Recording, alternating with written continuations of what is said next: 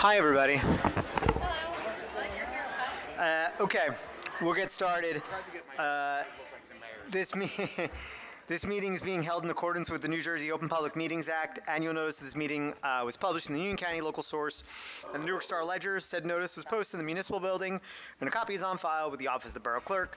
Fire exits are located in the directions I'm indicating. If you're alerted for a fire, please move in a calm, orderly manner to the nearest smoke-free exit. Proper notice having been given, the borough clerk is directed to include the statement in the minutes of the meeting. Please call the roll. Councilman Petrosky. Here. Councilman Johnson. Present. Councilman Signorello. Here. Councilman Rubina. Here. Councilwoman Lyons. Here. Councilman Patel. Here. Mayor Signorello. Here. All present, Mayor. Prayer and pledge of allegiance. Eternal God, grant us thy help in all our duties and perplexities. We ask for thy guidance. Give us thy protection in our dangers and sorrows. Grant us thy peace. Amen. Amen. I pledge allegiance to the flag of the United States of America and to the republic for which it stands, one nation, under God, indivisible, with liberty and justice for all. Okay. Packed house tonight. You guys are really excited about the budget. I get it. We have a bunch of proclamations and presentations this evening. I believe I'm counseling Councilman Petrosky and Councilman Signorello. You guys coming up with me? Yes. Okay, cool. We're going to start off with the USA New Jersey State Wrestling Qualifiers. Yes. Yeah. Okay, Coach Rainier, you want to come up? Yep.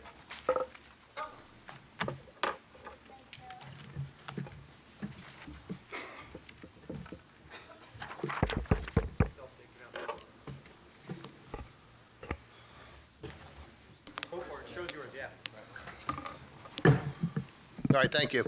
The Roselle Park Recreation Department has long enjoyed a level of support that is unlike most other recreation departments. We'd like to thank Mayor Signorello, Town Council, our Recreation Liaison, Councilman Petrosky, Andrew Casais, Ken Blum, the Recreation Committee, the ASYC staff, volunteer coaches, and members. I'm honored and privileged to join the recognition of their Winter Recreational Sports Awards. Wrestling. The season is completed. The off-season has begun. We are happy to report our teams represented Roselle Park well in all three leagues. We had a number of tournament place winners and champions. Please allow me to offer a special thank you to the head wrestling coaches at Roselle Park High School, Ryan Rooney and Jason Kearns, along with their assistants. In addition, the Recreation Wrestling Coordinator, Craig Frost, for all they do for the growth and development of park wrestling. We'd like to recognize the following outstanding accomplishments. The 2025 USA New Jersey Kids Scholastic State Wrestling Qualifiers. At intermediate, 75 pounds, a state qualifier, Paul Toms.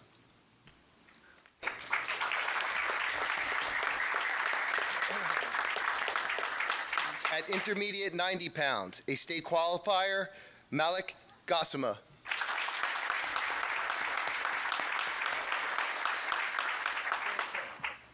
Come on up. I thought I saw him. No? Tina. An intermediate, 98-pound state qualifier, Jay Capello.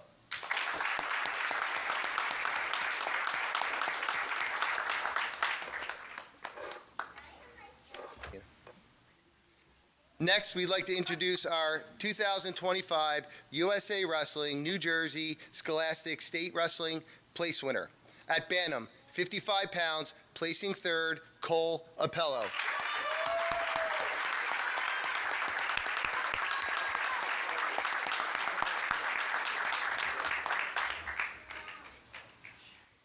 Next, we'd like to introduce our 2025 USA Wrestling New Jersey Kids Scholastic State Wrestling Champion at novice, 126 pounds, state champion, Hunter Appello.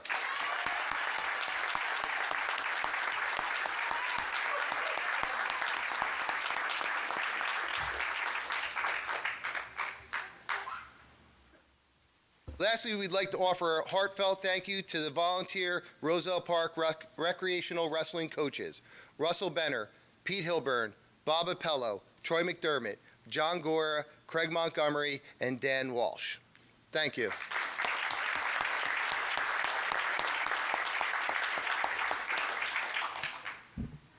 Picture of you guys? No. Fine? You guys want to come in here? Over here, guys.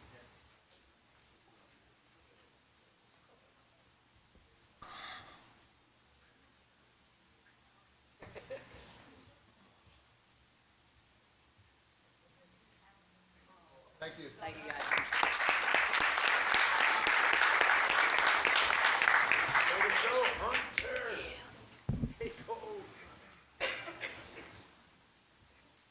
Next, high school wrestling. Let me introduce our boys head coach, Ryan Rooney, our girls assistant, Samantha Graves, and our girls head coach, Jason Kearns.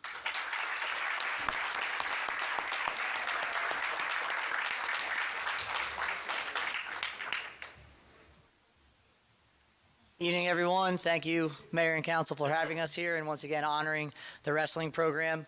I'm going to talk about the boys wrestling program. So this year, I'm going to introduce our first team all-conference members. We have 4 of them here. At 132 pounds, we have a junior. He had a season record of 16-11. He was an A-Nice Invitational runner-up, took 2nd place. He took 6th place in Union County tournament as well, and he earned a first-team all-conference honor, Diego Osario.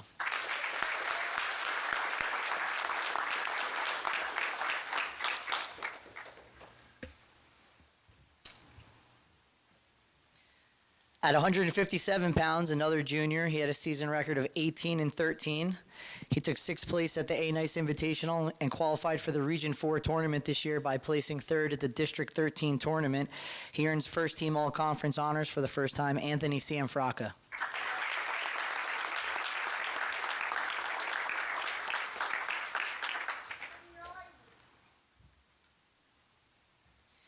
At 106 pounds, we have a junior with a record of 25-12 this year. He took 3rd at the A-Nice Invitational, 5th place in Union County, 8th place in the WSAZ Invitational, which is a prestigious event we go to in West Virginia. And he qualified for the Region 4 tournament this year after placing 3rd in the District 13 tournament as well. He earned first team all-conference honors, Angel Lopez.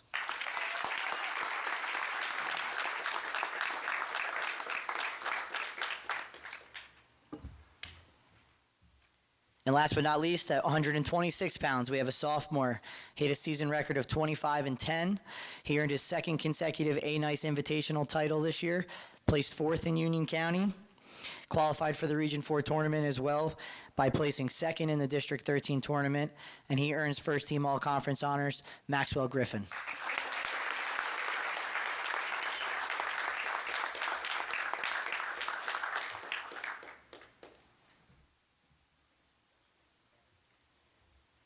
Good afternoon, everyone.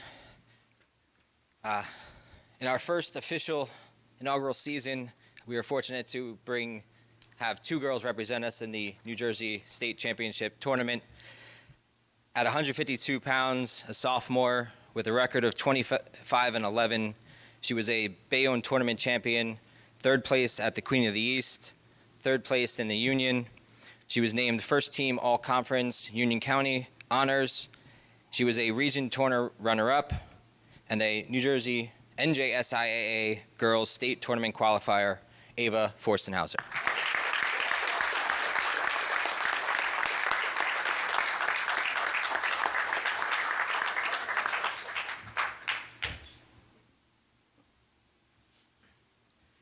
At 120 pounds, a freshman with a girls record of 33-3, boys record of 4-0, making a combined season record of 37-3. She was a Bayonne tournament champion, Queen of the East tournament runner-up, East Brunswick Bears tournament runner-up. She was an Elizabeth tournament champion and outstanding wrestler. She was the Union County tournament champion and outstanding wrestler, and named Star Ledger Wrestler of the Year for Union County. She was named first team all-conference Union County.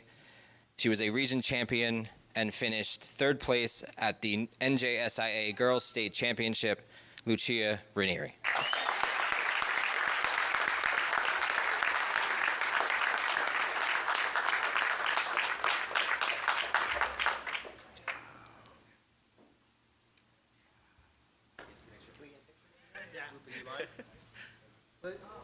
Rudy, stay. Oh yeah, okay. I was gonna say. I'm just going to relocate this.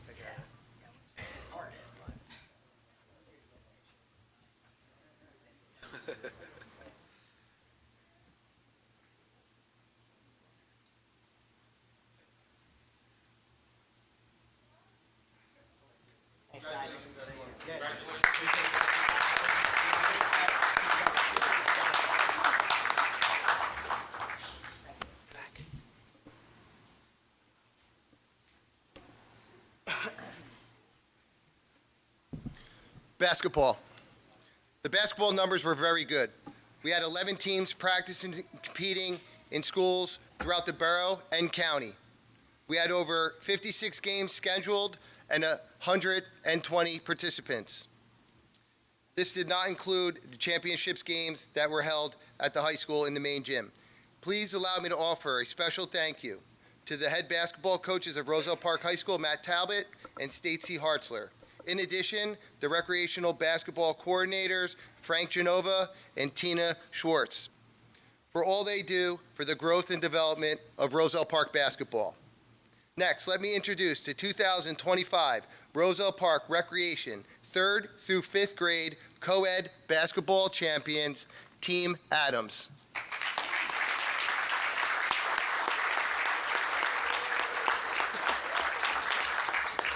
Team Adams was coached by Dan Adams and Steve Lyle.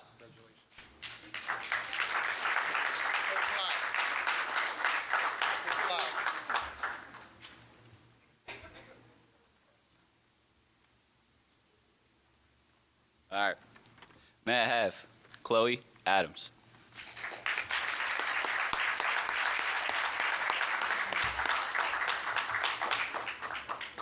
Kareem Banks.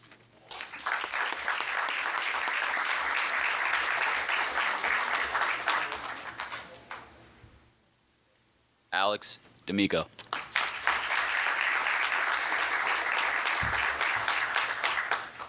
Mason Figueroa.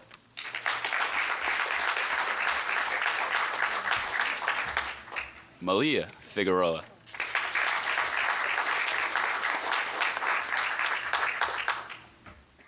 Joel Garcia.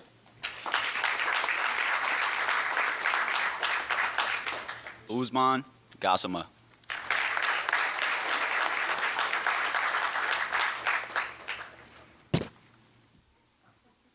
Anthony Umbria.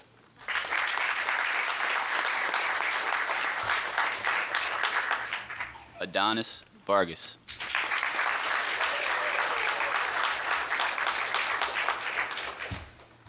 All right, let's take a picture. Thank you. We're too short. No, you're good. You're good.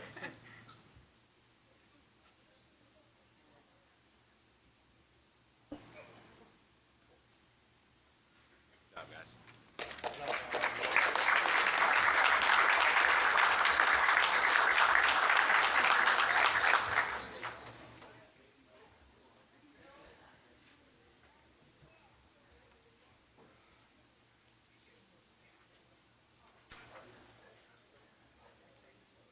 Next, let's introduce our 2025 Roselle Park Recreation Boys Middle School Basketball League champions. Team Avivi, coached by Fred Avivi and Todd King.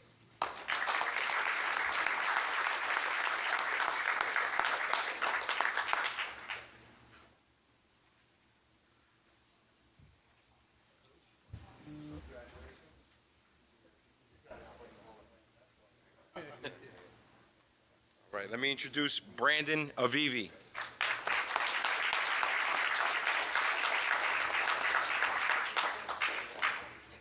Brian Batista. Good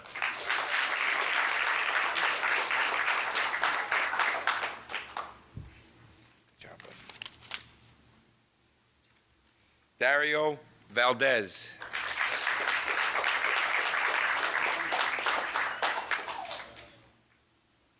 Malik Gassama.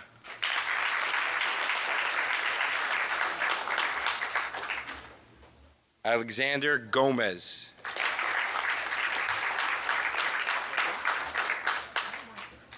Noah Ibrahim.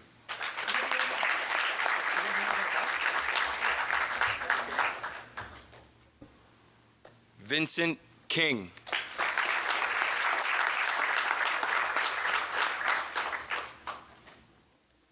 Good job. Anthony Morau.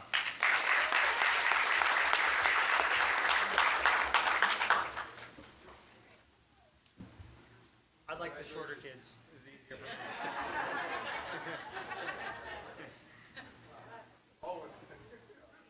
Bring the wrestlers back. That's all, it's all good. No problem. Same here. Keep on growing.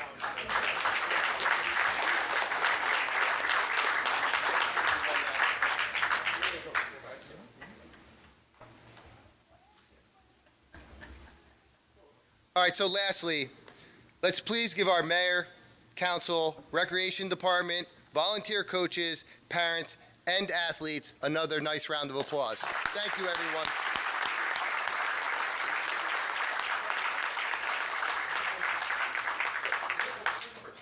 Okay, I want to thank John Ranieri for all you do with the recreation. I know you're a wrestling coach, but you put a lot of input with basketball, which I appreciate. I want to thank Tina Schwartz, the recreation director, who's doing a great job every year, and her committee is very awesome. So I want to thank them both and everything. And I want to thank the wrestlers, hearing good things. Hopefully, we got a couple state champs coming up and everything. Basketball looks like it's going well, so I like to hear. I know John keeps me informed with the numbers, so that's always good to hear. But I just want to thank the parents. And I ran basketball for many years down there, and it's not an easy task. And I like the way they do it, because my biggest problem when I ran it, the kids were coming in during the thing and running around the halls, and I had to deal with the principal every morning the following after the game. But I heard they got it under control, which is good, and the program is being run very well. But thank you, and recreation, thank you very much. I don't want to keep you guys here too long, but I just want to say, kids, I want you guys specifically, give a round of applause for your moms and dads. They work their butts off to do this. And I just want to say, especially, of course, the basketball players too, but especially the wrestlers, pay attention to your coaches, pay attention to the people who guide you. I've got a coach up here who I learned a bunch of life lessons from. And, it's going to be tough sometimes, it's going to be hard sometimes, but it's going to make you a better person when you stick through it. So keep up and listen to your coaches and listen to your moms and dads, all right?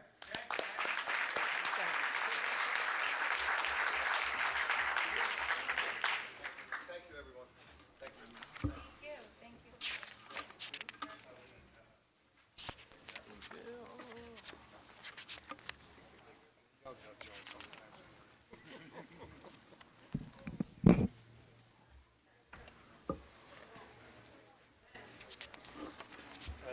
Do you want this? What do I do with this?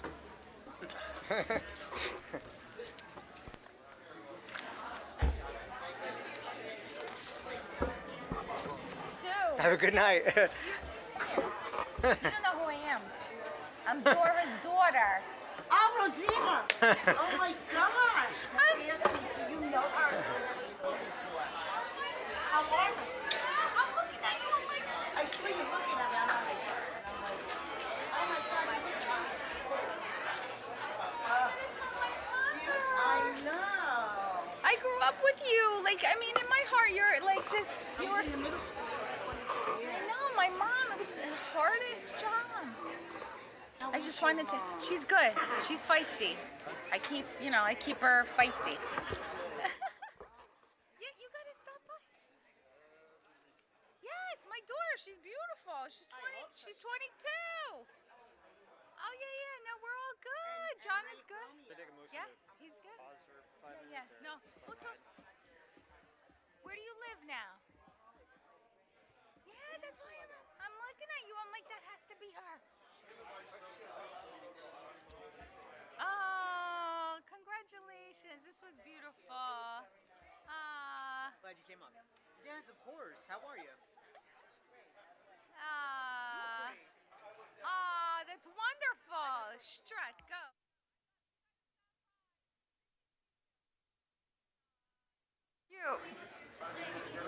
Santa. It's scary when someone says, you look so different. What does that mean, lady?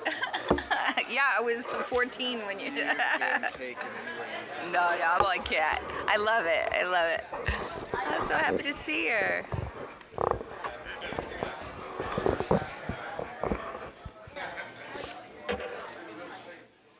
We get started in just a minute, once everybody's kind of filtered out.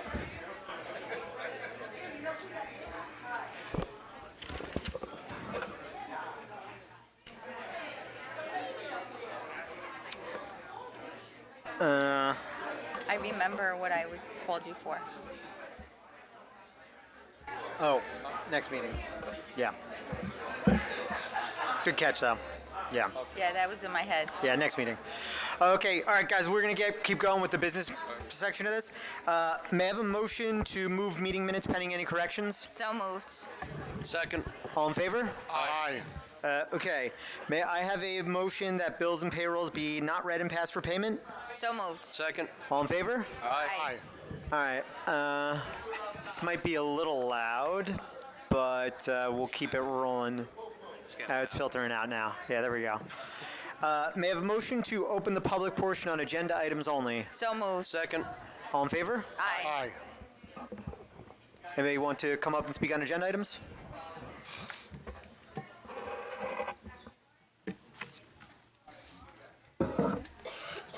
Hello. Hey. Sorry. Cindy Mago, 433 Walnut Street.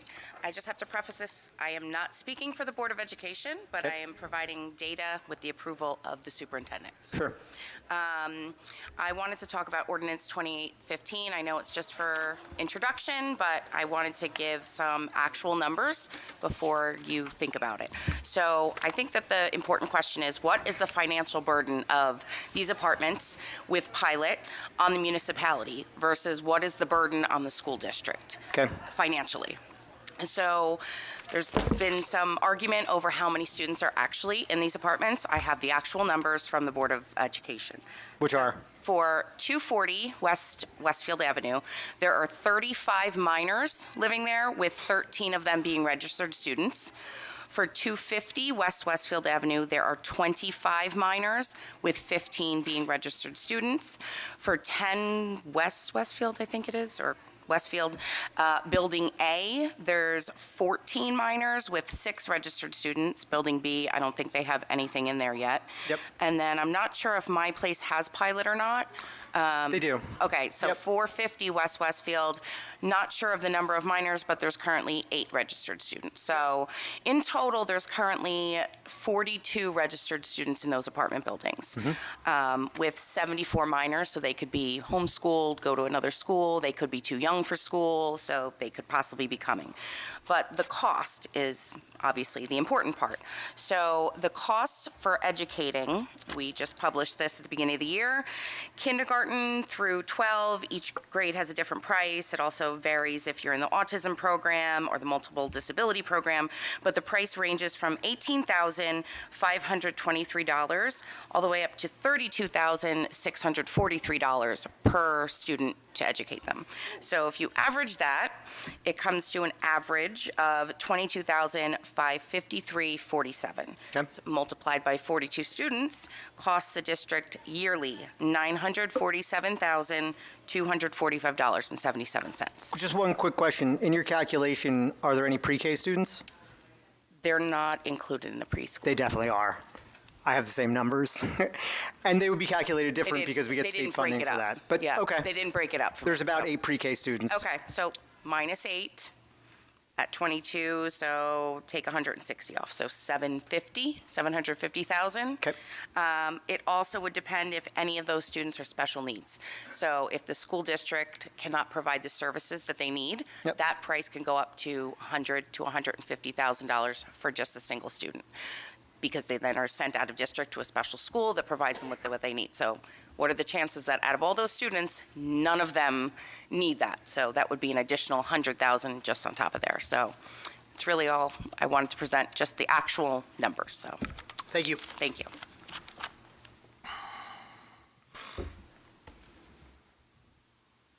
I know you missed me. It's been a long time, bud. How you doing? Doing all right, doing better. Name and address for the record. Bill Crossett, 412 Galloping Hill Road. On the budget, I think the paperwork said something about a 3% increase. Do we know what that's going to mean to you and me? So I'm not sure the exact number of the proposed budget, but I believe I don't want to spoil it, Councilman Petrosky, do you want to give a preview of what the number is per household? Do you remember off the top of the dome, or Ken? Average number per house as For introduced? the average house assessed at $253,000, the municipal tax increase is estimated to be $50.60. Reason I ask is I've been in town 20 years, and my taxes have gone up 60%, 60. And that's just point blank ridiculous. Yep. For the apartments and what the lady was just talking about with, I guess, $0 going towards the school fund, I got a little upset about that. Mm-hmm. A year ago, I came in and point blank asked this council if all those apartments were paying their fair share to include school taxes, and the answer was yes, they are. Okay. And apparently they're not. So that means it all falls on all of you, all of us, everybody at home. Why couldn't we get the right answer a year ago? I mean, I would also say, given those calculations, a house with 3 children is not paying their fair share of school taxes, right? I mean, Well, I don't let's just have say, any going to school. let's just say my house is $12,000 a year. That's $6,000 about going to the schools. If I had 3 kids, I wouldn't be paying my fair share. Right. And what I would say, which I think is lost in all this, is the Board of Education is still included in the assessed property. It's the property value, correct? The pilot is off the gains of the revenue, right? So again, I would also put this in context, right? So of the 42 students, which I believe those numbers, I could double check, but I believe it's 7 or 8 that are in pre-K, right? And it's great that we have pre-K, but it is an optional thing that we do, and it is, help funded by the state. So there's about over 2,000 students here, right? So 41 represents 2% of the population, right? I want to put things in context here. But I do want to say that they're not getting paid the improvement on property, which is a significant savings. No amount. disagreements. So that's where I'm not here to advocate all the way as saying that I got the right number, but it's not fair. It's not. Yeah, and the improvements, they are not, there's no. I get all that. Yep. But the answer I was given last year was yes, they're paying their portion of school taxes. Again, I would say they are because they're paying on the property taxes. They are not getting cut in the pilot According as to it this stands. thing that's on the agenda, it's going from 0% to 20 if it's approved. Yes. So that means it was at 0 last year. Yes, they got 0% of the pilot. They got their share of the property taxes, though. Okay, thank you. Anybody else like to come up and speak on agenda items?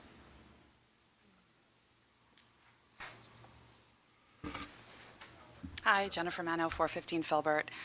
So just to clarify, you said that if a 3-person household wouldn't be paying their fair share. Yep. I agree with you there. However, I mean, just by the same logic, right? right, Yeah. but these people in these apartments are not paying any share. That's totally incorrect, and I think that needs to be dispelled right now. Can you explain that then? Because the apartment owner pays taxes, and they pay the apartment owner, which pays taxes, right? There are But taxes. what percent is going to the school district? Again, so again, if council wants to be recognized, council can ask to be recognized, Councilman Signorello.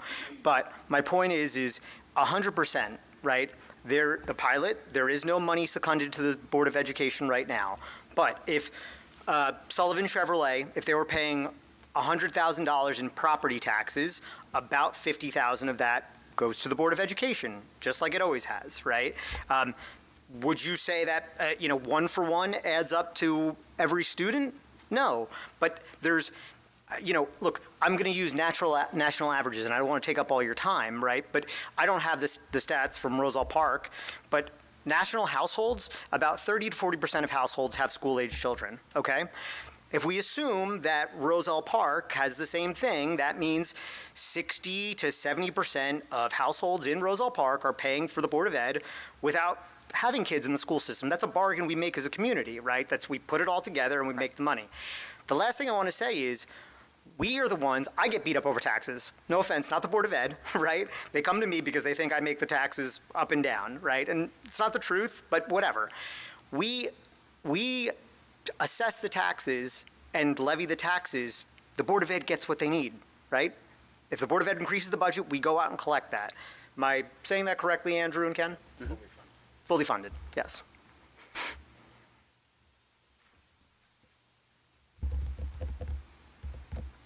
Anybody else? Okay, I'm seeing no one. May I have a motion to close the public portion on agenda items only? So moved. Second. All in favor? Aye. Okay, reports to departments. Andrew, you want to start us off with anything? Yeah, Mayor, just a couple of updates. So we had, in the clerk's office, we had the filing deadline for candidates for nomination on the 24th. Everything, all the petitions were certified to the county clerk. The primary election will be held, as a reminder, a little later than usual. It'll be on June 10th, as opposed to June 3rd. Couple of grant updates. We did receive, and I believe the chief may mention this during his report, we received a $7,000 distracted driver grant through the Office of the Attorney General and the Division of Highway Traffic Safety at the state. That is for targeted enforcement during the month of April, particularly for distracted driving and particularly texting while driving. So be on the lookout and put your phones down. We received notice from the County of Union of a $65,000 grant from the Union County Infrastructure and Municipal Aid Grant that will help offset any debt issuance or debt authorization as part of the capital budget for road work this year. We also received notice from the Department of Environmental Protection of a little over $7,000 in funding as part of the recycling tonnage grant. As a reminder, the recycling tonnage grant is based on how much material you recycle, and the data is always delayed. So this year's grant is based off of items recycled in 2022. And just a couple note on some projects going on. We're in the final throes of the Boy Scout Park project. I'm sure council members will want to discuss their individual projects going on in their areas, but that's ongoing, trying to wrap it up soon. Likewise, Avon Street and Berwyn Street, a lot of the concrete work is still ongoing. There's a lot of concrete work on those streets as they were pretty much totally redone. We are out to bid currently for several other streets all throughout the community. The streets that are particularly out to bid right now are on the east side, but I believe the last count we had was about 24 streets that are going to be slated for improvement this year. So we're trying to kind of get ahead of the game, get out to bid early, and make that happen during the summertime when it's less impactful to the community. There's several other updates I could provide, Mayor, but I'm open to any questions. Any questions for Andrew? Okay. Ken, we'll just keep on the dais and then we'll go to the other guys. Thank you, Mayor. As we mentioned, the budget's being introduced tonight. It's a $50.60 increase for the average house. The public hearing and hopeful adoption will be on May 1st. And the store rate is also on here tonight for second reading and adoption.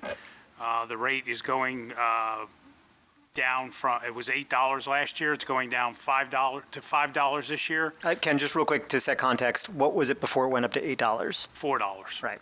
So there is a slight increase overall, but you know, we still have to pay the city of Elizabeth annually until we get the sewer separation project. So that attributes to about a $200,000 increase. And remember, this is the first year we're doing the new building cycle where we're just taking October, November, December water readings. So that consumption number is down about 12,000. So, and that's attributable to why it's a $5 rate. That's all I have. Cool. Thank you, Ken. Let's start off with Chief Reno. Come up.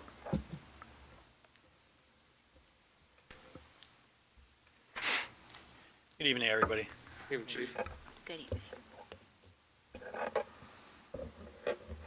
So I submitted my report for the month of March. I'd just like to highlight a couple of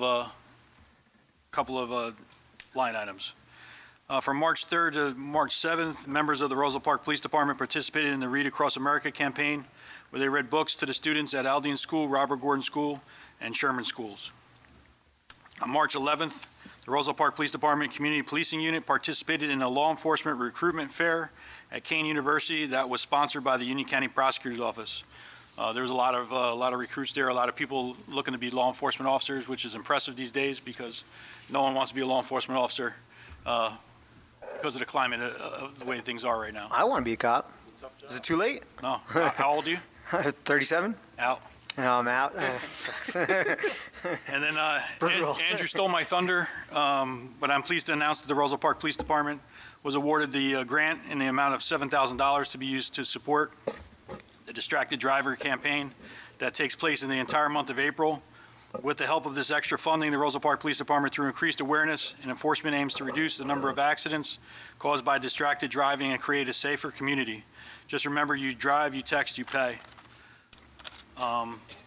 That's it for my report. I wanted to add a couple things. I know there were some Facebook posts and some emails that I received about about a week ago. There was a rash of catalytic converter thefts in our town. They seem to have been localized to the east side of town. I put a PSA on our Roselle Park Police Facebook page if you would like to, go on the page.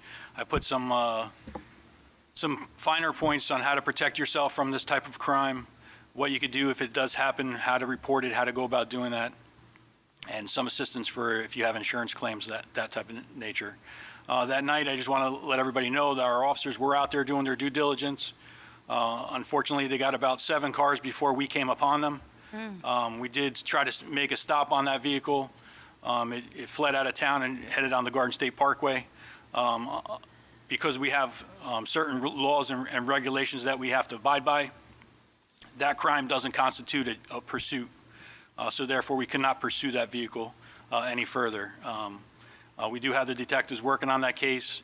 We're hoping to get some good leads. We're working with other agencies that also had the same type of incidents with the same vehicle and suspects. So hopefully you'll have something soon on that. But I just wanted to put that to rest, that we are out there, we are doing our job. We're trying to prevent crime, and we can only do what we're allowed to do to stop it. So that's all I have, Mayor. Cool. Any questions for the chief? Yeah, Chief, what can we do better to support you? Because you mentioned legislation and laws that prevent you from engaging in high-speed pursuits. Is this something we need to bring up at the state level, or are we seeing it in other communities as well? So we do have some advocates. I was at the state chiefs meeting today. A bunch of the state chiefs were also talking about the same type, similar incidents, what we could do better, what we could talk to our legislators about. By all means, if you write to the right people, hopefully a bill will be passed to allow that to happen. Hopefully, things will change where they'll allow us to pursue for incidents like that. But however, it's always a safety factor, right? You gotta, if the objective is to try to stop them from doing that crime, but you're going to chase them down and put somebody in jeopardy by doing so, it outweighs itself. It's a property crime, so it's a fine line. So it's something that they're trying to contend with, just like the murder of the detective from Newark. We have a 14-year-old boy that actually shot and killed the detective from Newark, and there's some legislation bills out there where they're trying to try him as an adult now. So legislation always helps. Okay. We could talk offline a little bit further. Absolutely. Mayor, could I just piggyback on Sure, something yeah. here? I just want to piggyback on something because I don't know if it was last year or the year before, we had a kind of a string of pursuits, and some of the officers were actually injured, and our equipment, pursuits are almost a lose-lose. Right? I mean, just forget about the policy, right? Unless you immediately catch them and nobody gets harmed. If life is at risk of the officer, if the equipment gets broken or damaged in some way, there's almost no recovery on these cases, right? So even if you get the perp, right? Even if you get the person who did the crime, innocent bystanders as well, and any risk of life, right, is traumatic. But then on the equipment side, right, when all is said and done, people are prosecuted, and even if they're brought to justice, we, as a municipality, as a public entity, you never get recovery, almost never get recovery, because you're going to go to these people, and by and large, they're criminals and they have nothing, right? And there's really no way to go after their insurance. There's no way to go after any assets. So we usually end up, and even if insurance covers us, somebody pays. That's just something I wanted to add on, where I know the chief said it correctly. We do pursue when we can. Yeah, I was about to say that there's levels, so that's not totally true that we're not allowed to pursue, but it has to make sense. So we're not gonna chase someone down and kill 3 people because the Cadillac converter was stolen. That's property. It's a no-brainer burger for me. So there are levels that's directed in the AG guidelines, and you can look at that as well if you want to. Like I said, I just wanted to bring this whole thing to light because, like I said, I saw a lot of people that were angry that there was a crime that was committed, and they're feeling that we're not out there patrolling, we're not out there doing our job, but these guys were on it, and they did stumble upon what was going on, and they did take action, and we could only do so much. Heard. Thanks, Chief. Thank you. Yep. Nobody else? That's it. Like your suit. Looks good. Thank you. Rich? Thank you, Chief. Thank you, Chief. Good evening, everyone. So, we're moving along upstairs. Construction code element is quite busy, trying to finish up some of the larger projects. We're coming to conclusion on a couple of them. So, for the month of March, we had 165 permits. Total revenue through the end of March is $142,961. We have sewer connection fees year-to-date of $82,120. We only had 5 uniform construction code violations, which I was very pleased with. On the property maintenance side, we had 10 court dispositions, fines year-to-date of $2,184, 15 violations issued for the month of March, and 18 court summonses. 10 West Westfield Avenue, the parking garage, I TCO'd that building yesterday. We are now in the process of finalizing documents for a temporary certificate of occupancy for Building B, which hopefully I'll be able to issue tomorrow, but that's up to Capadaglia if they bring in the paperwork that I need for final due diligence. So I will forward that information to both Ken and Andrew once that is complete. I'll forward them a copy of the certificate for purposes of the pilot, and I know that was just discussed on the pilot. The Hunter project is moving along quite nicely. Inspections are continuing. 404 West Westfield, the Fernmore project is moving along quite nicely. Their anticipated occupancy date is September. So that pilot should be on board this year for the end of the year. Hunter's a little further out. I don't know if they'll be completed by the end of the year. I'm not sure about that. For Development Review Committee for next week, April 9th, we have 2 applications, one for 374 East Westfield Avenue, one for 123 Grove Street. And that's my report, so if anybody has any questions. Which one are they looking to put in the net up at Hunter? For the, I'll follow up with, I know he's putting it up. Val on that. I gave him all the information. I gave him 2 companies, one up in Connecticut that I used to use when I was coaching years and years ago. And I know he got a price from the one. I don't know if he actually ordered it, though, so I will find out. Okay. Keep me posted on it, please. Excuse me? Can you keep me posted? Sure, Thank you. absolutely. As soon as I call him, I'll email you. Appreciate it. You got it. Cool. Any further? That's it. Cool. Thanks. Sounds good. Thank you, Rich. Ruben?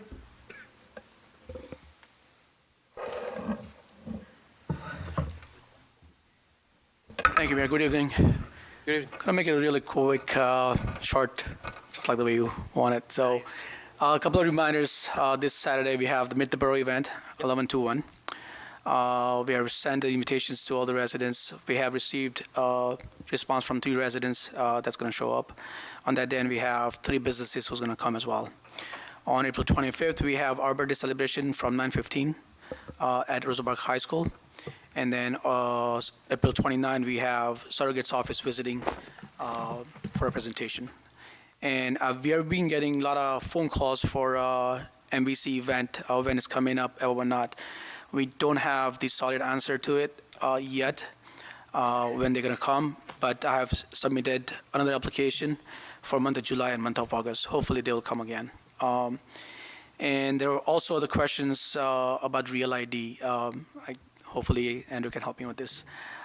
Real ID, it's not necessary if you're not flying domestically. So, I mean, yes. No, you need a domestic. Yes, domestic you need it, sorry. So you need it everywhere. You need Real ID for international. that. But if you're not I'm sorry, Andrew, can you help me with this? Yeah, so what we've been getting a combination of at Borough Hall and at the community center are people panicked that their ID, if it's not a real ID, is going to expire in May because they don't have a star on it. They're worried that even if they have a passport, they're not going to be able to fly, which is not the case. So the reality is, if you have a passport, generally speaking, you're covered. Go for your regular appointment and get a real ID through the regular course of action if you have a passport. If you don't have a passport and you need to fly domestically, you need a real ID, and you should be seeking out opportunities. But otherwise, your driver's license isn't going to expire. They're not going to take it from you or throw you in jail. But people are really calling in a panicked state that they're not able to get a real ID appointment. I know Rupen's followed up multiple times even this week just to try to get another mobile MVC event.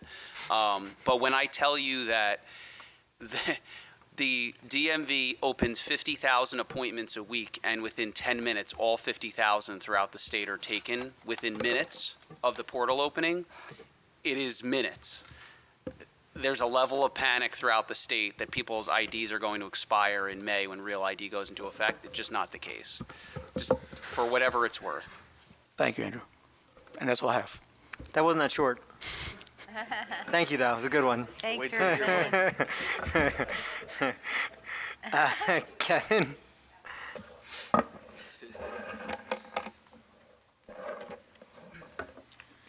Evening. I'll be short. I know Andrew sent an email earlier this week just discussing the utility company pavings, but I'll be brief on that. Towards the end of next week, milling is going to take place. This is the New Jersey American Water Project. Main work that was done prior year is now going to get paved. That's Maggie, Roosevelt, Hawthorne, West Clay. That's going to get milled towards the end of next week and then paved the following week. Elizabethtown Gas is looking to mill and pave East Colfax, Hamilton, East Lincoln, East Roselle, Sumer, and Walnut Avenue. Oh, you're butchering them tonight. Sumner and McGee. Sorry.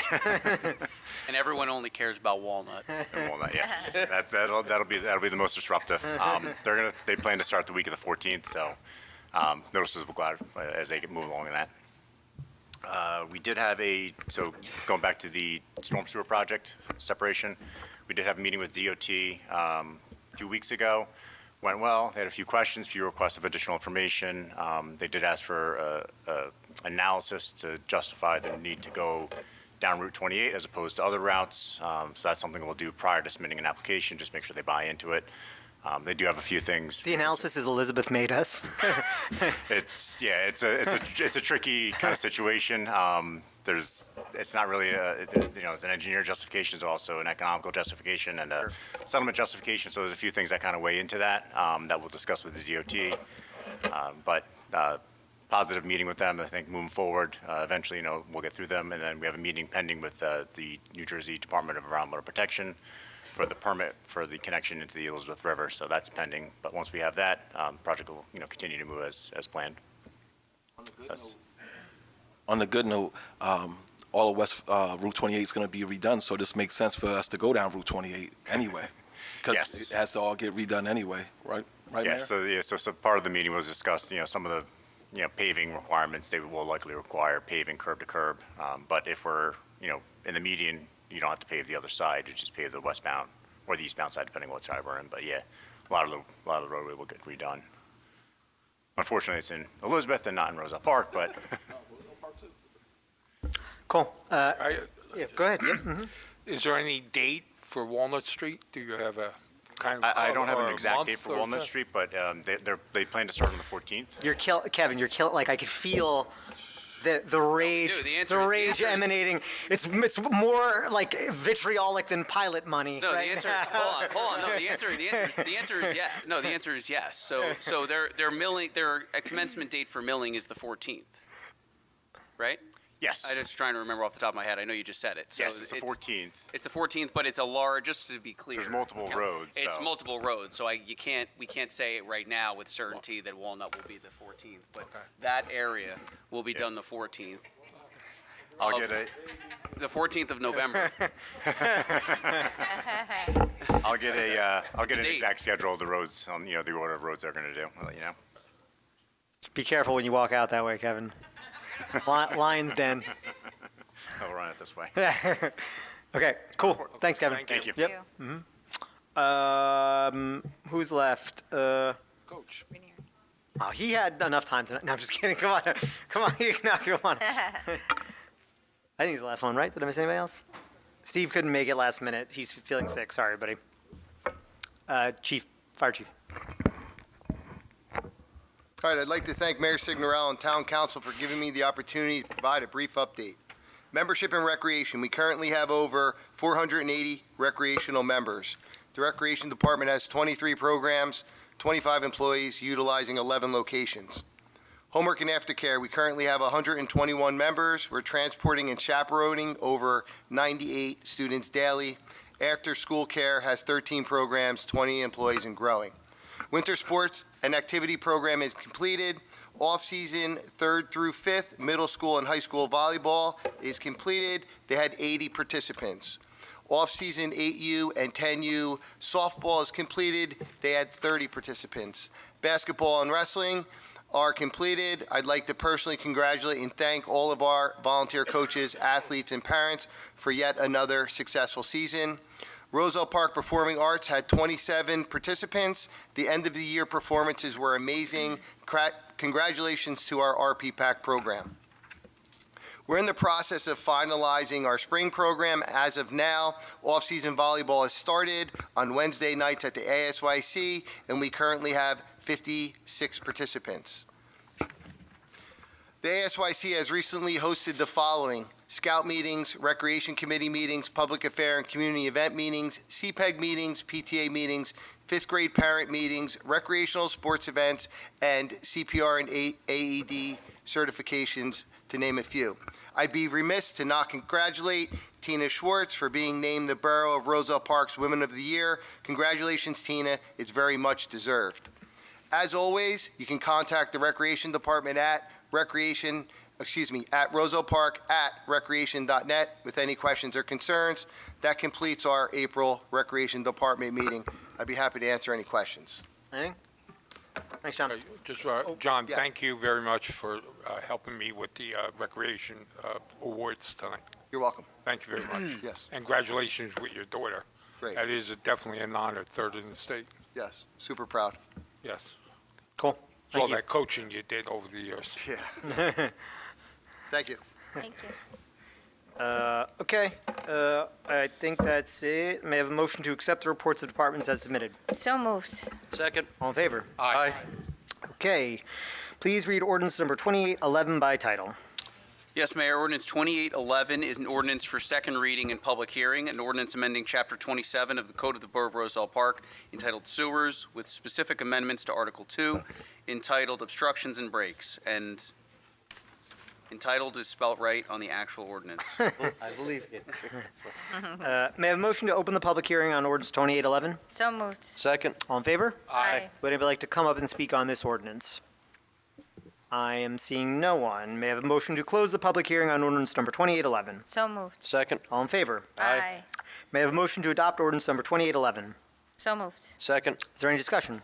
Yes, Mayor, just short. I'm not going to overdo it. This just holds the utility companies accountable. They can't no longer just build through our sewer lines. They need to coordinate with the borough because, you know, Mother Nature's not the only one that's causing flooding. So this just makes sense. Thank you, Councilman. Anything else? Okay, call the roll. Councilman Petrosky? Yes. Councilman Johnson? Yes. Councilman Signorella? Yes. Councilman Urbina? Yes. Councilwoman Lyons? Yes. Councilman Patel? Yes. 6 votes in the affirmative, Mayor, the ordinance is adopted. Please read ordinance 2812 by title. Yes, Mayor, ordinance 2812 is an ordinance amending Chapter 27, Section 6, Subsection 3 of the Code of the Borough of Roselle Park entitled Imposition of Charges. May I have a motion to open the public hearing on ordinance number 2812? So moved. Second. All in favor? Aye. Would anybody like to come up and speak on this ordinance?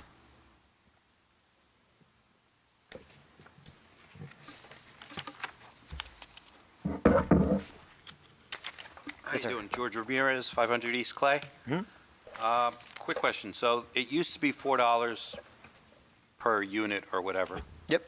Now it's $5. What happened to the extra payment that we made last year? Yeah, so this is the sewer, is this the sewer bills on this? Yes. Okay, yeah, so the, the extra payment went to, I guess, the overage fees last year, right?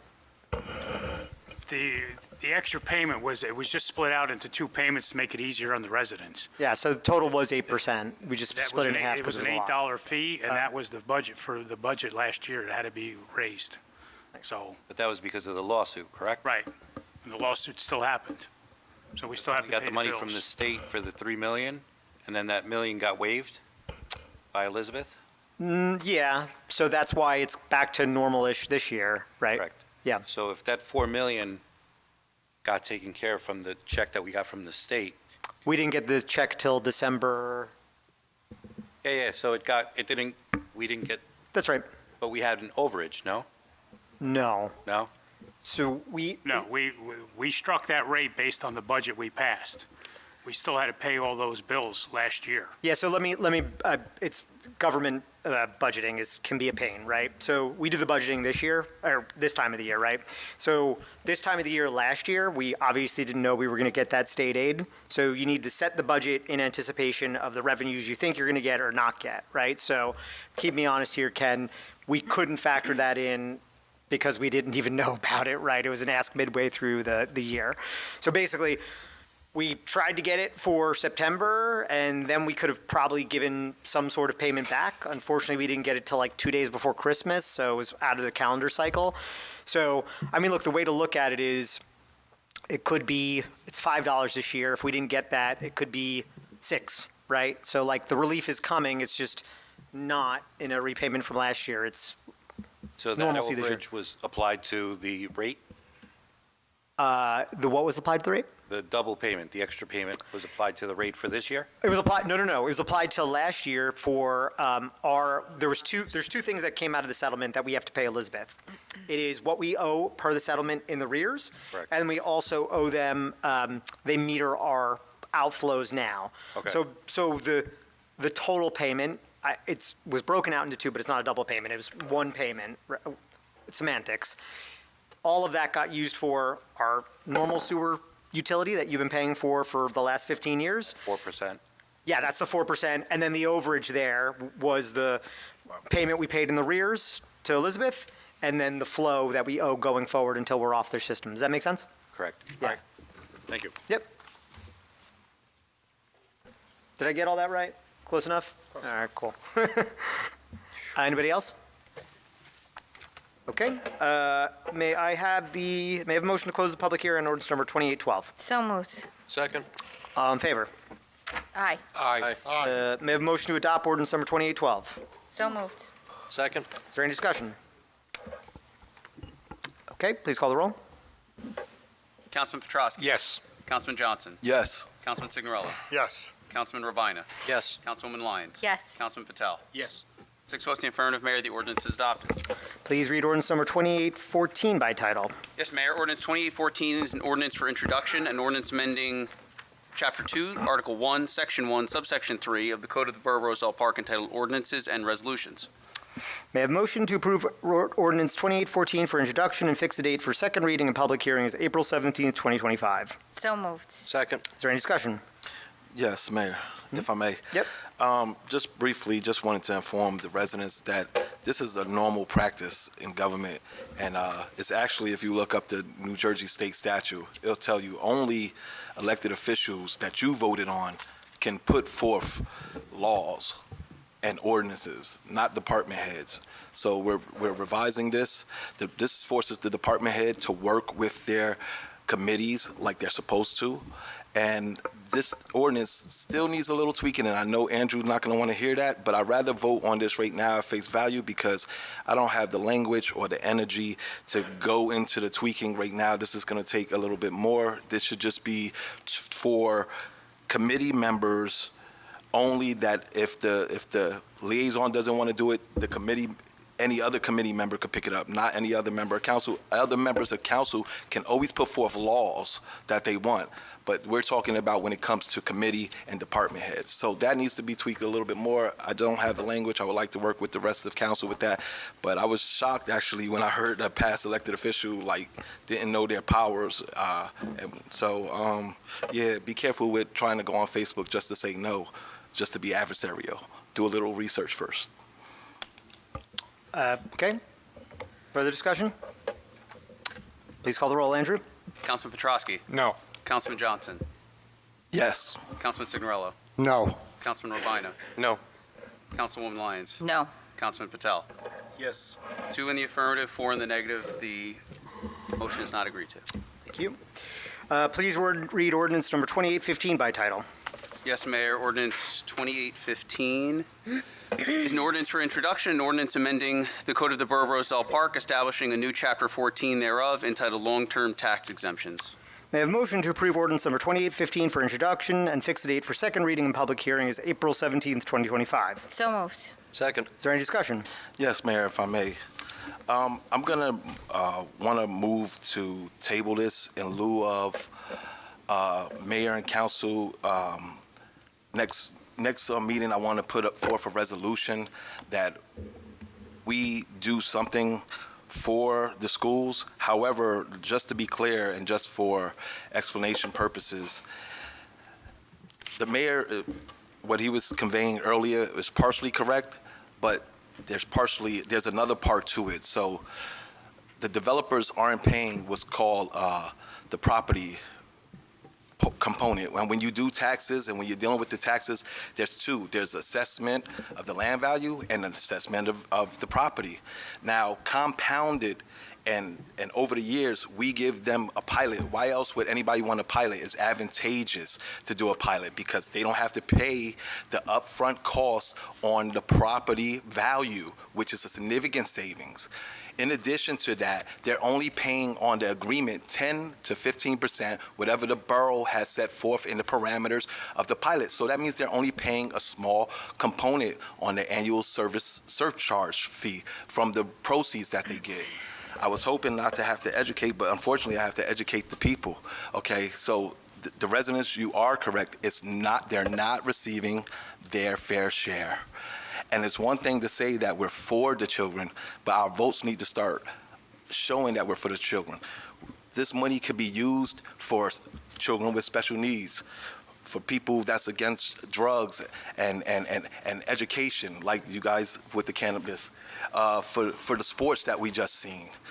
We even had elected officials that sat on the board, so they should know how hard it is for the schools to maintain. So yes, they get the 54% off of the land value only. They do not get the inflation. They do not get, the developers get a fixed rate, and they save millions over time. We give them a 30-year hiatus, and gradually the annual service charge fee goes up, gradually. And the first few years, they don't pay it at all. They pay zero. So this is something we should revisit. I would like to table it. If you don't want to table it, you can vote it down. The next meeting, I still would like to put forth a resolution that this governing body says we're going to commit at least for 2026, because I do realize that Ken, and something that the mayor brought up, that 95% of the budget is already, and I don't want to increase the taxes on our end. But there is still a way that we could decrease the tax, and we'll get to that part later. So that's my end of my discussion. So is that a motion to table? Yes. Is there a second? Second. Okay. Please call the roll, Andrew. Councilman Petrosky. No. Councilman Johnson. Yes. Councilman Signorello. No. Councilman Ravina. No. Councilwoman Lyons. No. Councilman Patel. Yes. 4 in the negative, 2 in the affirmative. Motion to table is not agreed to.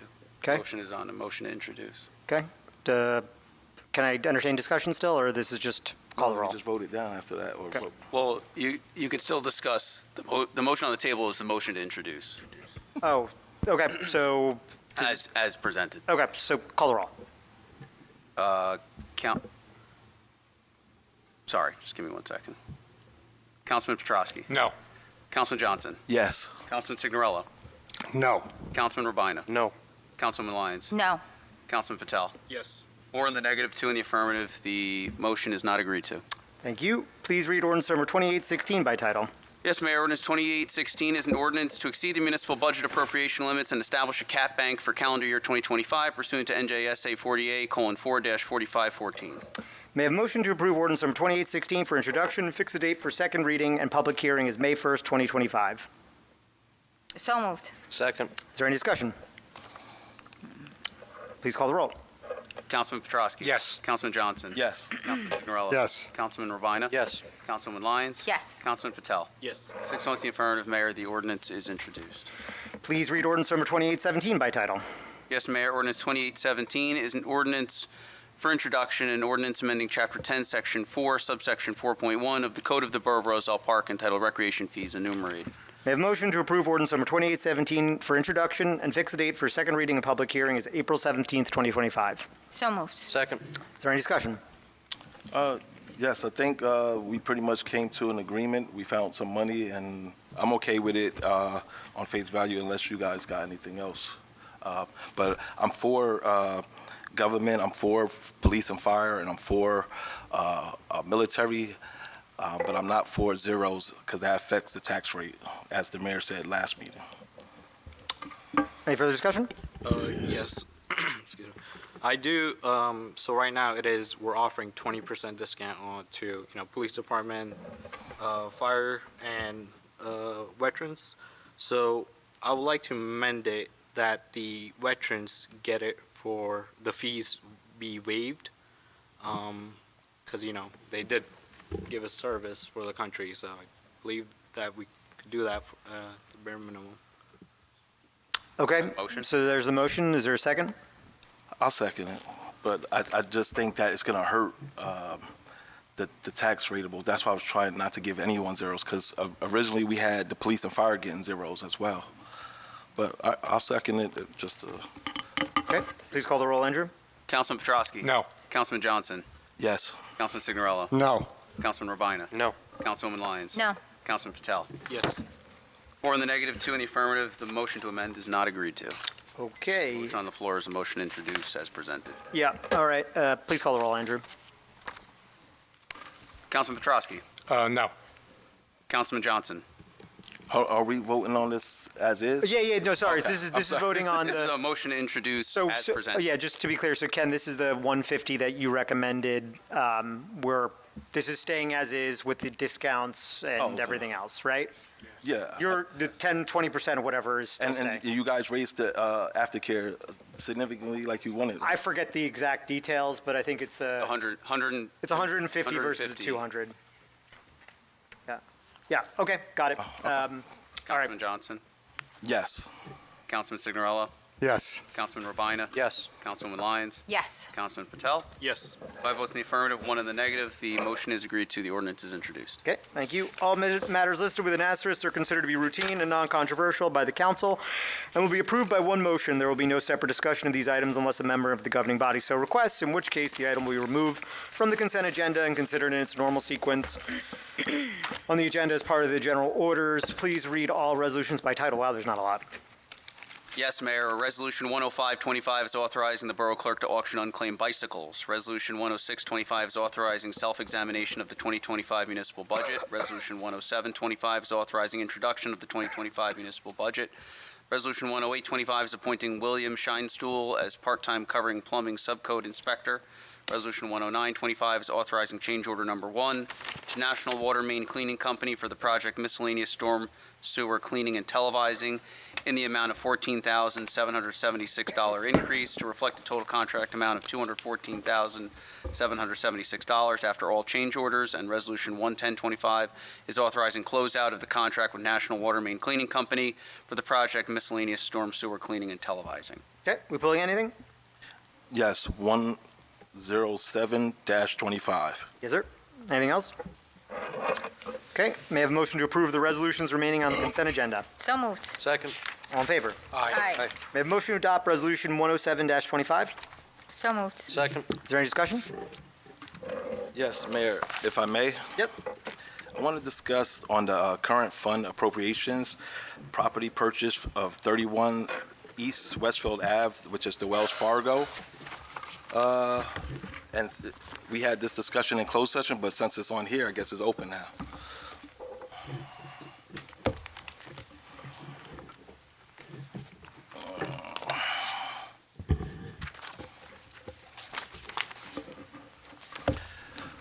So, since we was talking about tweaking the budget and good use for 900K, I'm totally in a disagreement with this purchase. During closed session, I was for it, but just like anywhere else, when you go to sit at the dining table with your family and you start crunching numbers and your wife or the husband come up to you like, hey, we should do this, we should do that, and then we start crunching numbers, you start prioritizing. And once you start prioritizing, you're like, hey man, 900K, we can't do it this year, babe. Maybe it's something that we could do later on down the line or revisit. Now, we got this money from what's called a sales of municipal assets, and of course, there's restrictions with that. So when we redid the cell tower leasing agreement, we received a 900K, I guess, one-time payment, and which is a good thing. But what that means is Just real quick, I think it was a little bit north of that. Oh, a little bit Yeah. more. No problem. A little bit more than that, estimated, which is a good thing. That money, what that means is we could use it on capital projects, roadways, safe routes to school, sidewalks, streets, potholes. We could do nothing that consists of operational costs. Now, I would be still open to purchase this property, but I would rather do a share agreement with the owners. And I'm not certain, but if they said that they don't want to own liability, I feel like it's not a problem for the borough to take liability. If we're going to give them a percentage, we can offer them a percentage of the parking revenue. What corporation, they're not making anything right now. Right now, they're getting taxed and they only have the driveway. What company wouldn't want to get money or extra revenue? So we can easily do a share agreement with them, ask them. I don't think that they want liability. That's not unreal. We already have liability on every other municipal lot. So this will give them more parking. This will give the businesses more parking. And Wells Fargo will be able to make money. But to spend 900K in capital when we could probably take our time to see what is getting spent on surpluses from equipment, vehicles, things of that nature, that we can offset the costs of that. So how much we're spending, Ken? Probably like a little over $2 million on the surplus. I'm sure there are projects like the projects when we do Avon and Berwyn, or when we're doing Locust, where we have to put some money towards that. We're getting grants, but that doesn't cover everything. The part that we're spending money on, we can use that capital money on that. So this will be better used if we took our time and find those capital projects that we can minimize unnecessary spending of the surplus.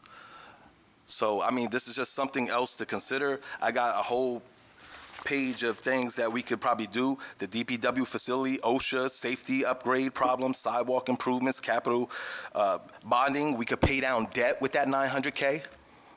So we go up in value with, so I know we have debt. So we could pay down 900K in debt, police and fire equipment, etc. Like I could go on and on. But unfortunately, we can't get that list until the end of the year when it's required by state, which I've been asking this body for some time now. So, I mean, in their defense, they've been working on things, but there are other avenues that we can utilize this 900K for, and it does not have to be for a full payment of purchasing land that we don't even need right now. Also, that land could possibly affect maybe the number of apartments that we have to do. I'm not certain. That's what we got attorneys for. But if they go by evaluating how much land we have, that may play a part. So there's a lot of things that we need to sit down and consider, and I would prefer to table this so maybe we could have an emergency workshop of some sort, because it's good that the committee worked together, but I would like to have a little input on this 900K. I digress. Cool. So, Councilman, just a couple points of clarification there, and we don't need to debate the merits of this one way or the other. I would say investing for parking, which is at a premium, is important, but we don't need to debate that right now. The original idea for this monies was actually, we tried, can I say this, what the original idea was? Yes, the original idea was, I don't know if I talked to council about this, because we tried, we did, okay, to buy the ADACE building, so the pre-K building, right? Because we don't try to help out the Board of Ed at all, ever. What we got blocked by was the attorneys, because basically there's case law out there that if a borough uses capital monies to buy something on behalf of the Board of Education, it could be seen as an end around for capital, right? Because they need to go to a referendum for capital expenditures. So that was the first idea, something to do in partnership, should be owned by us in some way.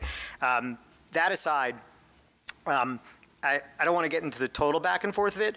Totally agree. That was actually my first option with Wells Fargo, and you'd be surprised they were not down for a revenue share. They didn't want the liability, right? You could take the liability. We tried. We said we'd insure it. Back me up here, Andrew. The going-in position of the borough was to lease the property, where they. I think your mic's off, but. Where they refused to engage in that negotiation was the subleasing part of it, right? Which would be the parking revenue, which would be installing parking stalls and allowing people to park there. They were initially very interested, but they thought it was some type of municipal parking, employees yeah, parking there. And we went down the field a little bit on that, and they said, "Oh, you're letting other people park there." No. So long. Even though we would have given them the Would we be able to invite them here? So I just want to, long story short. Like that discussion publicly. Yeah, I mean, that's fine. We could, yeah, it's whatever. I'll give the history, and then we could have that discussion one way or the other. The deal was, we thought, dead. Actually, I don't know if I talked to Brittany or Chris about this, but I was like, because the thing is, it really sucks for people there, right? Because as it's set up, and there's other ways you could solve it, but people park there, they get towed immediately. And it looks like municipal parking, right? So they mistake it, right? They go over there, they go for ice cream, or they go for whatever else is there, a smoothie, they get towed. The deal was dead. I sent them a really angry email, because there's other levers we have. If we really want it, we could eminent domain it. A couple months later, Wells Fargo called back and said, look, we're not interested in doing this because of the liability. We will sell it. Their original proposal on selling it was because they want to keep that ATM there, we'll give you a discount on the property. I think it was like $600K they wanted to sell it for, but we would be able to have the ATM for 10 years. Rent-free. Rent-free, exactly. Council during closed session, and some minds have changed, no big deal, said we'd rather just own it wholly, and then we have the flexibility to kick them out if and when we want to. So that's the deal we kind of talked about here. So collect rent. Yeah, so I'm getting to that. Yeah. So we also, as part of the deal, because we're losing tax revenue because we get tax revenue from it now, it's private, instead of them giving us a discount, they will be giving us, was it 25K yearly or 20K yearly? Something? 18, okay, close. So yeah, I'm not going to argue the merits over it. I just want a couple points of clarification. Yeah, but Ken could tell you that what I'm saying is true.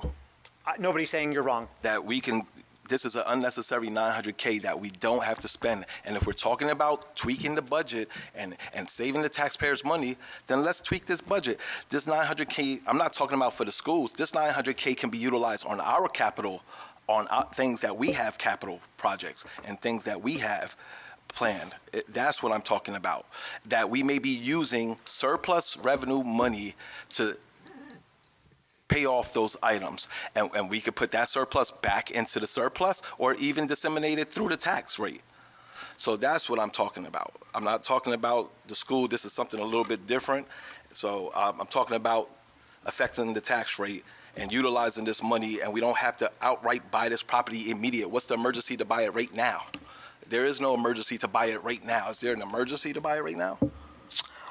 I mean, if that's a question to me, I would just say there's not an emergency, and again, Let's tweak the budget. but hold on a second here. I think looking around the corner, we are going to have a completely full downtown, right? Every storefront by September will be full, right? And Council, do we know that if this affects our affordable rate, stage 4? let me just finish the swing on my point. So my point is I think any of us who've been downtown on a Friday night, and I'm proud of this, it's getting pretty packed down there, right? I mean, between Dowlings, I think the investment of that is worth it. I will not speak for the attorney. We don't have affordable housing attorneys here, but I believe when they calculate open space, it's open space broadly. Well, that calculation was already done, though. Okay, so it's the chalk line is snapped one way or the other. Yes. Okay. Mayor, may I speak? Sure, please. So, Councilman Johnson, you bring some good merits to your conversations, and we could talk all day about what we need for fire department, police department, DPW, and I would only be on this dais for, this is my, fourth year, but I was sitting as a department head for 19 years, and you bring some merits as the fire chief. So every department, every avenue we could look every day, there's something needs to be spent money on, right? And I think over the past years, 10, 15 years, mayor and council have done their job to try to do what's right for each community. So I think, and I understand what you're saying, right? And there are other ways to pay for other items and other scenarios, but I think this is the time, and that the town is flourishing. All right, and except for, my son and a couple people, I grew up downtown, and other people on the dais, and I could say honestly, it's been the best for, I'll go 50 years. I'm 37. 50 years. I'll go with 37 I'll go years with of life. 50 years. I know, I agree. It looked like crap. And parking is a premium. Yeah. It is an asset we're going to have, and it's not like we can't say 3 years from now, let's get rid of it and sell it and maybe get $1 million for it, right? Sure. We will be bringing revenue in, and it's 18,000 plus. I have no idea how much we really make on parking, so I should know that, but I would say we might, it might be even Stevens or maybe $1 a month. I'm not going to make a statement, but I think we did, most of us agreed to purchase. I think we move forward on it. I understand, I don't think we're being drunk sailors by spending $900,000. And I do believe that's to give value of the property, and it's something we could sit on. And if we make a mistake, all right, we all have erasers on our pencils, we'll sell it. And if we only get $900,000 for it, I'll take the $18,000 a year, and we'll see that every business warrants the use of that property. And this is no kidding.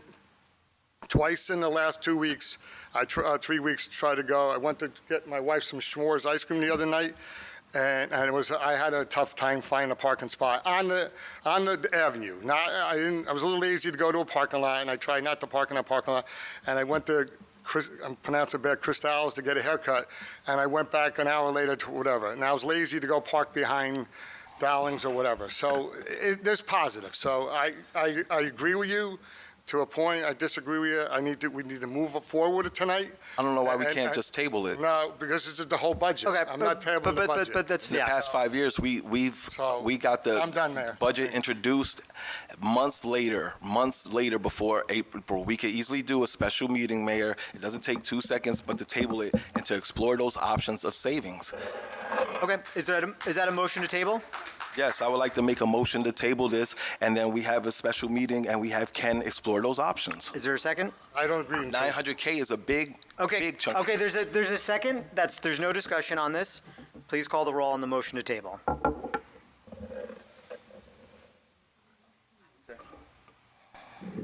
Councilman Petrosky. No.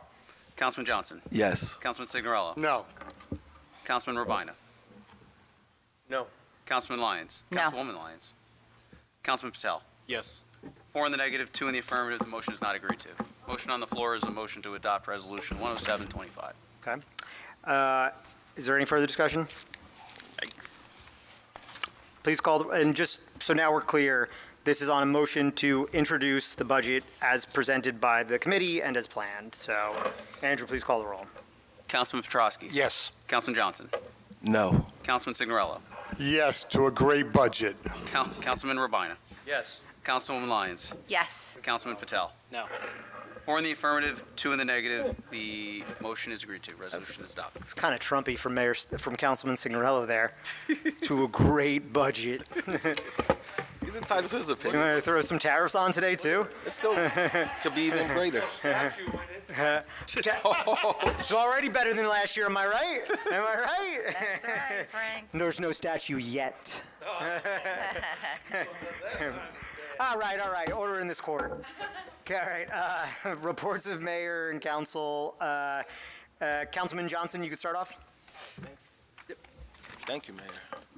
Good evening, residents, mayor, and council. Today, I would like to start off my report with a quote by one of the greatest civil rights persons of all times that I truly try myself to live by, especially while I'm in office to serve the people. This gentleman was not only a civil rights activist, but a scholar, a doctor, a spiritual advisor, a family man, and a community leader. Martin Luther King Jr., in which at this very time fits most suitably in nature, when trying to understand me at least. It's one of my most favorite quotes of all time, and I have mentioned this quote many times in the past when I first got sworn in. There comes a time when one must take a position that is neither safe, nor political, not political, nor popular, not popular. But he must take it because his conscience tells him it's right. Now, some people in politics may not want to ruffle feathers, or better yet, shake the tree or branches because they want to play it safe, maybe because it's election season or due to political alliances. But we all must remember as to why we chose to run for office in the first place, and our hearts should always vote in the best interest of the community and our family's livelihood within that community. Now, I can't speak on behalf of any of my colleagues on the dais, but I'm always going to voice the concerns of my constituency, my community, and most importantly, my family. So I would like to apologize to my colleagues and department heads in advance, but I'm always going to do what I feel is right for this community as a whole and respectfully. I don't always care about party alliances, nor ideology, nor past practice, or whether a person is left or whether a person is right. But sometimes we as society just need to go back to the basics of simply doing what's right or ethical versus wrong and improper, especially at the local level of politics. That, to me, at least affects the community most. So I don't mind shaking a tree or a branch, especially if it's going to bear a fruitful outcome. And no, it may not always fit perfectly with everyone's views and or agendas. However, the decision we make as a governing body is all connected to the town and is a much necessary entanglement to do what's right for the borough, because different perspectives help us collectively highlight what's best for the overall beloved community. So at this time, I just want to thank everyone for allowing me to say what's in my heart, and I know that this team on the dais, Roselle Park, is still heading towards the right direction, and that's because people of Roselle Park are engaged with our community.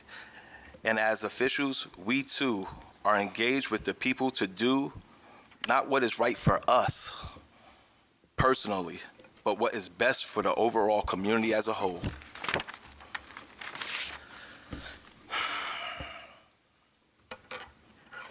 Thank you. Before I close my report, I would like to spotlight our recent third annual community preparation event, Putting Life First CPR Seminar, which was held on March 29th, 2025 at the Casano Center. This event was free CPR training to 24 residents, equipping them with life-saving skills and a 2-year certification. This life-saving initiative created by myself was born from an unfortunate tragedy. In situations like that, sometimes all emergency personnel need is just a few more minutes to arrive. Those minutes can mean the difference between life and death. That's why it's critical to empower everyday people with tools and training to act swiftly and confidently before first responders get there. To me, this wasn't just a seminar.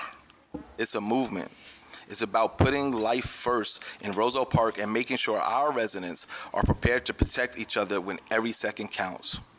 This meaningful event was made possible through the incredible support of the Garwood First Aid Fire Squad, the Roselle Park Police Department, who provided excellent guidance and hands-on training. I want to thank Director Rupin Shaw on logistics and project management. Thank you. And we also extend special thanks to Neri, Deli, and the Greg Johnson Civic Association for generosity in providing refreshments, lunch, and sponsored raffles, which include gift cards and essential first aid supplies. These types of events the borough and I plan to do annually, so please help spread the awareness about the importance of community preparedness. And I'm looking forward to seeing more participants next year. So far, we trained over 70 residents in the community, and hopefully next year we will reach 100. If you need to get in contact with me, you could call me at 908-303-1519 or email me at gjohnson@rosellepark.net. And Mayor, that concludes my report. Thank you. Thank you, Councilman. Councilman Petrosky?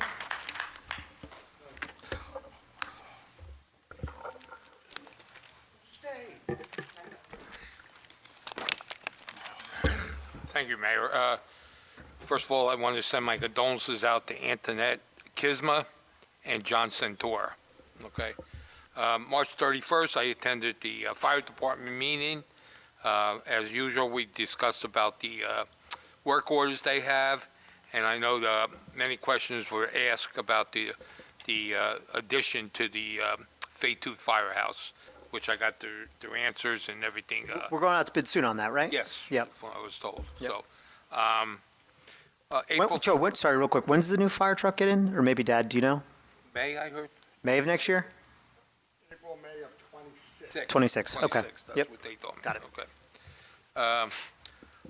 On April 3rd, I attended the Fernmore My Place A+ First Radio, which is 450 Westville Avenue, which is the old Momorowski Brothers thing.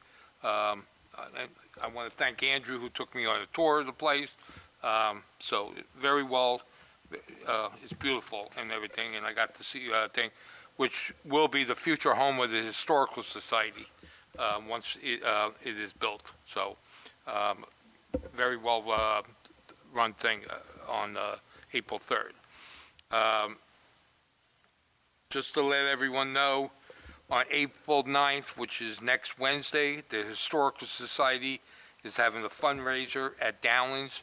They will get 10% of the whatever they make, Downlands, and they'll be open from 11 o'clock in the morning till 2 a.m. So they will get 10%. So if you can, come out and support the Historical Society. The Easter egg hunt will be April 19th. It'll be on Field D, which is the Colfax Avenue baseball field, and that'll be from 10 to 12. We had to change it because the Little League Parade is this Saturday, and it'll be too much of a conflict. Okay? I want to congratulate all the wrestlers, basketball players that were honored tonight, and a special thank you to Lucia Ranieri. What an honor as a freshman coming in third place in the state. Very well. So we have her for 3 more years. So, you know, as I said, the Roselle Park Youth Baseball and Softball League Parade is this Saturday at 4, which is April 5th. It will start at 11 o'clock at the Robert Gordon School. So I wish them a good season and everything. And also the budget. And I want to thank my, first of all, Andrew, Ken, great job. Thank you for your guidance. Joe Signorello Jr. Was on the committee, and Rosanna Lyons also on the committee. And we worked very hard, and I'm honored to get it down to $50.60. which is a big drop from last year, which was 123.97. And again, one thing people need to know, no one lost their job. No policeman got laid off. No one got laid off. No budget cuts. People, lost money or anything. We did the best we can, and I'm proud to be a member of it. Again, next year, if you want to do something with the pilot, we could talk, but hopefully it comes up before the budget. Again, we were 95% done with the budget, and then there was the first time I got hit that about sharing it with the school board. But I know I just finished a campaign in the fall, and I'm going to say probably 70% of the residents asked me, please do something with my taxes. So, like that. So, again, I'm very proud of my committee and everything. Again, Andrew and Ken, thank you. And I also want to thank the chairmen of the committees. They came in with their budget, and we worked together, and we got it. And I'm very proud of it and everything. And like I said, hopefully we could continue next year. But Mayor, that's my report. If you need to contact me, get me at jpetrosky@rosellepark.net, 908-666-7821, and that's my report. Thank you. Thank you, Councilman. Councilwoman? Good evening, Mayor. Whoa, sorry. Good evening, Mayor, Council, and residents of Roselle Park. April, I am excited. We are going to do the Meet the Borough event. Hopefully, if you are new to the town and you're watching this, I know that Rupen did reach out, but definitely come out. It's going to be at 11 a.m. at the community center. And then we also have community cleanup on April 12th. So please come out and we can get to know you and we can help the town in that way. I also want to thank the Union County Local Source. They actually gave us a beautiful layout in the local source and honoring the Woman of the Year, Tina, and also all the nominees. And I was very proud and happy to see that highlighted. Just for the Women's Night celebration, I do have a date. It's going to be May 30th at Costa's, so I will be creating a flyer and having the announcement for that. For myself, I actually just want to say I'm sad to see Neary's close. Yeah, that actually closed. So I just wanted to say to the family, I used to see them when I work at Robert Gordon, and they were just a great family. So I just wanted to publicly say they really did amazing here, and it's just sad to see them go. It's a tough location. Yeah. Yeah. But I also want to make a statement. There's some things that are happening in Roselle Park, and for me, being a hometown girl, I definitely, started even being on council with my heart on the sleeve, but also I speak truth. I stand up for the things that I really believe in for this town, and with receipts, if I could say it that way, okay? So I'll just say this statement. Sorry, hold on one second. It says, be vigilant and aware of individuals who actively try to create division and strife, as such actions can be detrimental to relationships and communities. Sowing discord is a destructive act that can lead to conflict, division, and the breakdown of relationships. Those who sow discord often use gossip, lies, unfounded accusations, and negative criticism to achieve their goals, their personal goals. Their selfish ambition for selfish promotion. So just remember that. Unity and peace are essential for healthy relationships and communities. And I just say, where there's bad fruit, there's a bad root. It's simple. And I say that to the community because you have to come to the source. We are open, and I'll speak for myself. Call me, reach out to me, email me, but I'll come to your house, meet at the diner, whatever you need. But we are, for us, being a team is essential. But I just wanted to say that out loud. And if you need my number, 908-726-8773, and rlyons@rosellepark.net. I thank you. Thank you, Councilwoman. Councilwoman Roselle?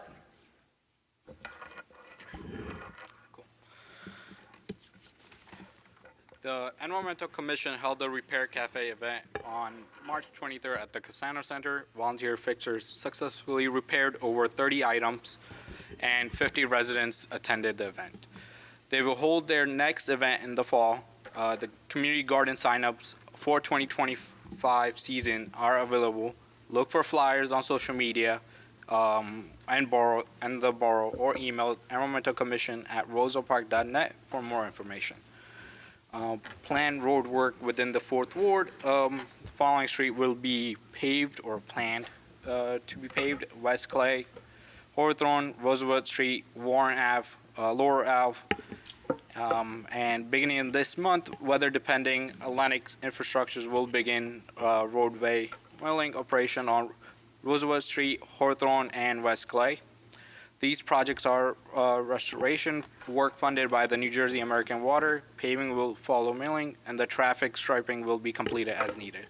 Thank you, Andrew, for these updates, and that concludes my report. Thank you. Thank you, Councilman. Councilman Rabina? Good evening, Mayor. Good evening, Roselle Park.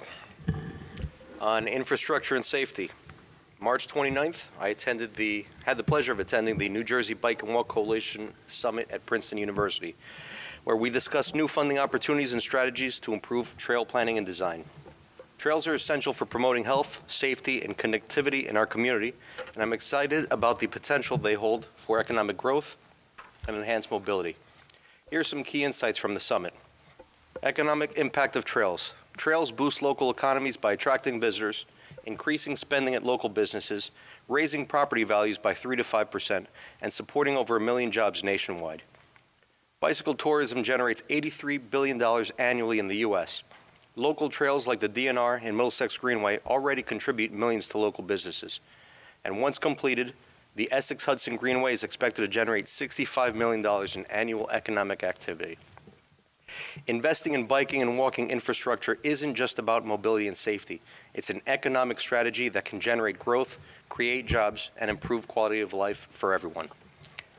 Upcoming bike and trail events. On Wednesday, April 9th, Union County is hosting a public meeting on the East Coast Greenway expansion. 6 p.m. at the Cranford Rec Center, 220 Walnut Avenue, 2nd floor. This meeting will cover the creation of bike lanes connecting Cranford, Roselle, and Elizabeth, expanding the East Coast Greenway through Warren Ankle Park. The discussion will include route options, signage, and infrastructure improvements to enhance safety for bikers. Thursday, April 10th, 6:30 p.m., community engagement on pedestrian and traffic safety at the Casano Center. In partnership with Easy Ride, the borough will host a roundtable-style discussion for the Street Smart New Jersey campaign. While the campaign study primarily focuses on the 5th Ward, particularly at the intersection of West Webster and Myrtle Avenues, the session invites all community members to share suggestions, questions, and concerns regarding pedestrian and traffic safety. Saturday, April 26th, celebrate Trails Day. Join Union County Connects for a litter cleanup and trail walk along the Rawway Valley, starting at 11 a.m. at Frenchie's, followed by a ribbon cutting ceremony tentatively at Boy Scout Park at 12:30 p.m. Saturday, May 3rd, is our annual bike clinic in Tour de Roselle Park. The bike clinic starts at 11 a.m. with a Tour de Roselle Park beginning at 11:30. Bob and Don Masucci, 5th Ward residents and owners of Bob's Bicycle Service, will be providing bike checks. Certified cycling instructor Paul Mikowitz will also educate younger and new riders. Rain date is May 4th. For more details and to RSVP, visit the borough's Facebook page or my Facebook page. On to education and awareness. April is Autism Awareness Month. Bless you. With 1 in 36 children in the U.S. diagnosed with autism spectrum disorder, according to the CDC, and 1 in 32 here in New Jersey. Autism affects individuals differently, with varying strengths and challenges. Early intervention is crucial to helping children with autism or neurodiverse conditions develop key skills and reach their full potential. April 10th, 6:30 p.m., Special Education Parent Advisory Group meeting at the Youth Center. Mains and Weinberg LLC will present on how to prepare for adulthood and independence for children with disabilities. Parents of teens with disabilities are strongly encouraged to attend. If you're a parent, educator, or have a child with different abilities, please get involved. Raising awareness is key to fostering inclusion and support for families with children on the spectrum and those with neurodiverse needs. Additionally, talking about education, on March 27th, my family and I attended Matilda the Musical at Roselle Park High School. A big congratulations to all students, staff, and supporters involved in this incredible production. Special thanks to Mr. Panetta and the parents who supported their children in the arts. It was an outstanding display of talent and dedication, and I'm extremely proud of all who participated. Municipal government update. The borough was recently awarded $65,000 as part of the Union County Infrastructure and Municipal Aid Program. The check is behind me. This funding will help cover the cost of infrastructure improvements and new sidewalks. Additionally, work has been completed to remove a hard obstruction in the sewer pipe near Lamonaco Perry and the corner of West Webster Avenue. This improvement will help alleviate flooding issues in the area of Laurel Avenue. My Place at First Radio redevelopment ribbon cutting. Yesterday, I joined B.A. Casais as we celebrated the ribbon cutting for Phase 1 of the My Place at First Radio redevelopment. This project blends modern luxury with a deep respect for Roselle Park's history, honoring its past as the site of the Marconi Wireless Factory in the early 1900s. Later, the site became RCA, where the first licensed broadcasting station in New Jersey and one of the first in the nation, WDY, was established. Over the years, it became AM Karaguzian, Inc., and then Romarovsky Brothers. And with America's 250th anniversary, the semi-quincentennial, and Roselle Park's 125th anniversary coming up, this redevelopment is a fitting tribute to our community's rich heritage. For more information on upcoming activities in the county, visit ucnj.org/250. Upcoming municipal events. Saturday, April 5th is the Meet the Borough event at the Cassano Center. Whether you're new to the 5th Ward or a longtime resident, I invite you to join me for a conversation about what's important to you and how we can work together to improve our community. Saturday, April 12th, spring cleanup from 10 a.m. to noon at the Cassano Center. So let's work together to keep our borough looking beautiful. Join us for this spring cleanup event. Saturday, May 17th is opening day at the Community Garden. So join us in the 5th Ward at 133 Valley Road to kick off the season. More details to follow. And a federal update in community unity. Over the past few weeks, I've participated in several telephone town halls and received updates from our congressional representatives, including Menendez, McIver, and Kane. Despite their differing views on topics such as federal spending, government efficiency, the economy, foreign policy, and social issues, one common theme emerged: we're all in for a bumpy ride. Regardless of political affiliation, we face significant challenges. However, I urge everyone to avoid finger-pointing and divisiveness, whether at the federal level or within our local community. The noise and distractions of misinformation and political theatrics are not helpful. What's important is that we remain united as a community. That means we stay committed, we communicate and collaborate, not collude. While decisions made at the federal level will impact us locally, including funding, we must focus on moving forward together. Now is the time to invest in progress, not dwell in the past. At the local level, we focus on Chestnut Street, our main street. We care about our roads, infrastructure, parks, safety, schools, and small businesses. Let's continue working together and communicating to build a stronger future for Roselle Park.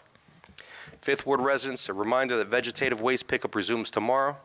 If you have any questions or concerns, please reach out to me via text, phone, or email, jrabine@rosellepark.net, 862-236-0019. Mayor, folks at Roselle Park, that concludes my report. Thank you, Councilman. Councilman Signorello? So I'll lead off. Yay to vegetation waste. Oof. I had a lot this morning. Thank you to Andrew and Colliers. We're going to try to refinish the 600 and 700 block of Woodland and the concrete, which all the residents wanted to keep it that way. I'm proud of this budget, and Conjon, I'm going to have a little fun with you. I lost a cup of coffee. I knew we were going to vote yes tonight, Conjon. I was going for $50. You were going to vote yes. I mean, it's It's low, But still lower than any of the Republican budgets. So, no, I'm looking at this is beautiful. I like a lot of people should see this paperwork, you know. So I was a fire chief in '94, and I've been around here, this or whatever. I'm looking back at this budget in 2008, $153. In 2008, 2006, $113. So, wow, you probably would have voted one on those back then, but whatever, I'll leave that. Do you think why I said you would have voted for that? But anyway, and then we had a little bumpy year in 23 and 24, but I'm proud of this budget, and I respect what Councilman Johnson had to say tonight. But, you know, we didn't buy a boat tonight. We bought a parking lot. It's an asset, and if somebody wanted to develop on it or we're going to use it for parking, we have the options. And I do believe our downtown is coming around. And that's why I supported this budget. I supported this not to change anything, and I think it will help our downtown. And if we have to sell the boat, I mean the parking lot, I know I'm having a little. We don't have a boat. No statue. We don't have a statue either. So, and we're good. So I'm happy with this budget at $50. So anyway, if you have any questions, you know how to get a hold of me at jsignorello@rosapark.net. Have a good night. Thank you, Councilman. I normally don't do an update, but I'm going to do one tonight because I'm hot about a lot of things. Sorry, guys, it's going to be a little bit longer because I normally save you guys the time, so I'm going to take it tonight. First off, I want to congratulate Councilman Petrosky and the Budget Committee, but most importantly, Councilman Petrosky, who's been doing this since I became mayor. I'll take a little credit, too, because I think, you know, come on, we work a little bit together on this. I appreciate it. But I want to stress, I agree. The taxes in this state are way too high. 100%. There are structural issues that need to be fixed that we're not going to fix in Roselle Park overnight. But what I can do in Roselle Park is I can stem the tide. And since I've been elected and since Councilman Petrosky's been the head of the Finance Committee, 100% could always be better.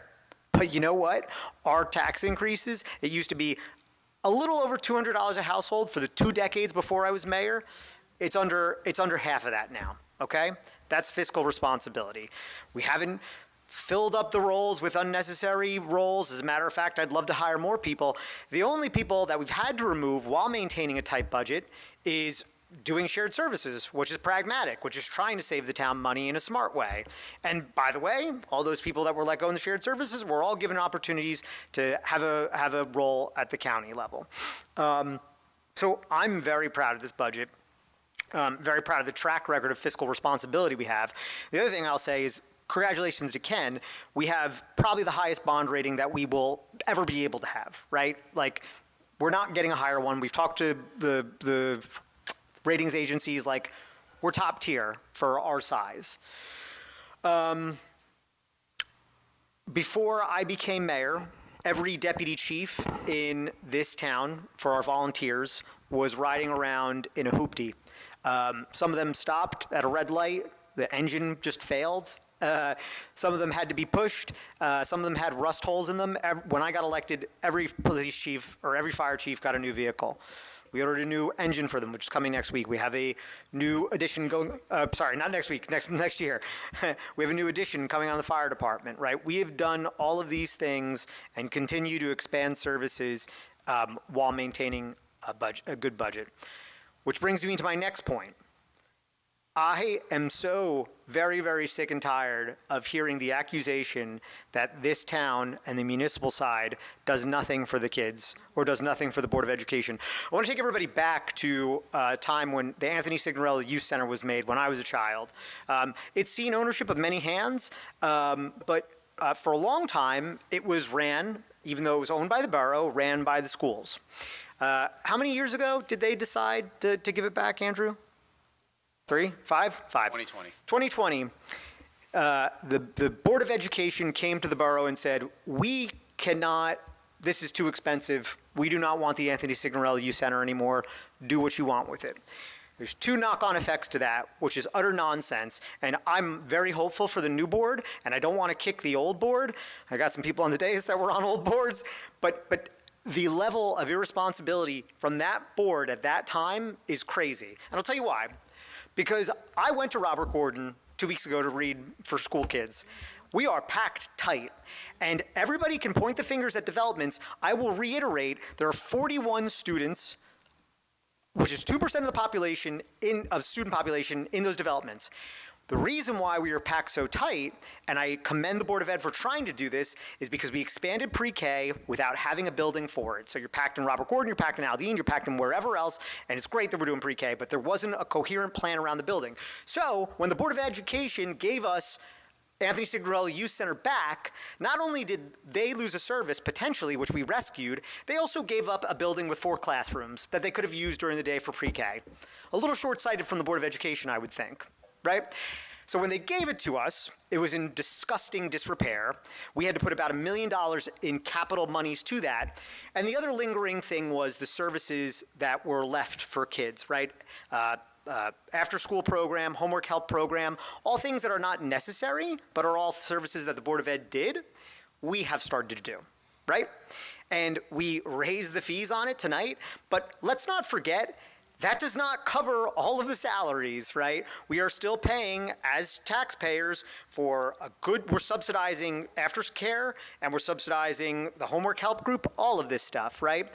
So we can talk about monies going directly to the school. We've offered the school buildings, and we were there for students and for the school when the school could no longer offer a service. So I just, those accusations do not stand. Can we do more going forward? 100%. Open discussion? 100%. But the last thing I'll say, when it comes specifically to pilots, of the major projects, one was settled in 2009 due to affordable housing lawsuit. Okay? It is what it is there. The other couple, a lot of them were started before me, but at no point did the Board of Ed, in earnest, ever come to talk about these pilots and actually getting a share of this? There was never a discussion between us and the Board of Ed. So I love when Board of Ed members come and point the fingers at us, even if they weren't there, because at no point did they talk to the liaison, did they talk to me to say, hey, Mayor, can we pause for a second and talk about calculation where the Board of Ed gets cut into this? I'm sorry, guys, I'm not going to negotiate with myself. If the Board of Ed would like to come and be proactive and discuss these things, if they actually had a plan when it came to our students and where they should be, and I'm not talking about the current board, I'm talking about prior boards, if they actually had a plan and they were forward thinking, then we could have had that discussion. We didn't sit on our hands. We warned them. We talked to them about it. We had members on the Board of Ed that worked with us, but nobody came to us asking for this. And I really want to say that for the record. Final thing that I will rant about today is, good Lord, we are watching ourselves shoot ourselves in the foot economically. Not talking about politics, not talking about who's good or bad, but what we just saw today was burning every bridge we have as partners, as friends, as allies. All of the goodwill that our grandparents fought for in World War II just got shot in the last 3 months. There's a thing that's really important in this world. It's called soft power. It's what makes businesses want to do business with America. It's the stability of the U.S. dollar, it's the stability of the U.S. government, it's the stability of our policies, and all of that has been decimated over the last 3 months. And all of you are seeing it in the 401k, I'm seeing it in lost business in my business, and it's disrupting every sense of our lives. I'm not talking left, right, or center, I'm talking about stability. That is what we need at the local level, it's what we need at the state level, it's what we need at the federal level, and what we've seen is chaos, and I cannot stay silent on that. And the last thing I'll say is, you might see it, and 100% every government can be more efficient. This government can be more efficient, the state government can be more efficient, the county government can be more efficient. Fixes are made with a scalpel, not with a sledgehammer. You have friends, you have family, you have somebody that's going to be affected by these budget cuts. And should there be budget cuts? 100%. 100%. There's waste in the federal government, but with a scalpel, not with a hacksaw. Because I got to tell you, if you don't know somebody right now who's either lost a job or lost a grant because of the cuts that are going on, you will soon. And if you're not feeling it yet, you will soon. Mayor Signorelli is done for the night. Mayor Sig at rosellepark.net if you have any questions. May I have a motion to open the public portion on any subject matter? So moved. All in favor? Aye. Thank God. Man, you talk too much. Oh my You're God. not supposed to be campaigning here, dude. God. Don't knock on my door. Name and address for the record, sir. Frank Trezor, 479 Ragland Drive, Roselle Park, New Jersey. Thank you for taking care of the tree. Happy to help. You didn't even know, did you? You didn't know? I saw right in your face. Can I fake it? Yeah, of course I knew. Come on. I knew, right? You didn't know. I did it for you. I see you. You're a little guy, you pile it high. I spoke to Andrew before the meeting, and really, seriously, thank you. Greatly appreciate it. They're going to take a look at that other tree, and the street is a total mess now because of... What do you want again? What street are you on again? You told me you would take sure. I'll make sure Ragland Drive... Yeah, I was lying before. It's getting done, though. It's getting done. Yeah. You said I pile it on. I was piling it on. Continue. I like to hit you. I'm joking. That's not a threat. I know. I got it. No, thank you, really. It's a greatly appreciated. Now, I just want to, there's a couple things. Sure. Now, I don't think this would happen in our borough, but are we taking any precautions with the charging stations downtown? What do you mean with like fires or something? People are attacking them and... Oh, interesting. Yeah, we are not. I mean, look, I'm going to... I really don't think it's necessary. Yeah. But I think it's something that should be thought of. I think it's something that should be thought of. I will say this, just from my political hat on for a second. I believe most of the targets and protests, and somebody who owns an electric car, are targeted towards Tesla chargers. The chargers that we have are not Tesla chargers. Excuse me. I didn't know that. You see, people ride by, they see chargers. What do they think? Yeah, they're not the same. So Tesla obviously has the biggest charger network. You better watch your car. I don't have a Tesla anymore. Oh, all right. But yes. But that's Shell owns it now. So Shell's getting into electric energy, and they bought a company called Volta. I just... Yeah, but I appreciate it. Yeah. You got to watch your car. Serious? It's crazy. Liberals destroying other liberals' properties to get at a guy that's trying to... Never mind. Yeah. Anyway, it's true. You're almost out of time. Oh, I just started. 2 minutes, bud. Oh, you made me forget what else I was going to say. I'm sorry. Oh, God. The parking lot deal. Yeah. I was totally against it. I wasn't for it, then against it. I was totally against it, but the way it was explained, I think it's actually a pretty good move, okay? Because banks are not going to share liability. Yeah. And they're not going to give you a hold harmless. Yeah. And they won't even take a deed in lieu of I worked the banks 40 years. Yeah. They wouldn't even take a deed in lieu of foreclosure for one simple reason. Who do you sue? Who's got the deep pockets? Yep. Now, the ATM machines are going to stay there? They are. That was my concern. Yep. All right. But we're bringing in revenue. We're charging them rent for it. Okay. Yep. Now, I was hoping to get a rebate for the $3 million that you got for the SOAR, as I call it, extortion fee. Hey, Joe, it's not funny, man. I'm by it's myself. not extortion, but okay. I'm by myself. I paid $1,600. I don't you're get right. it. It's not funny. I apologize. Continue. Damn. Yeah. It should be better this year, though. You guys got to be looking for ways to bring taxes down. We're trying. No, you're not. Not bring them up.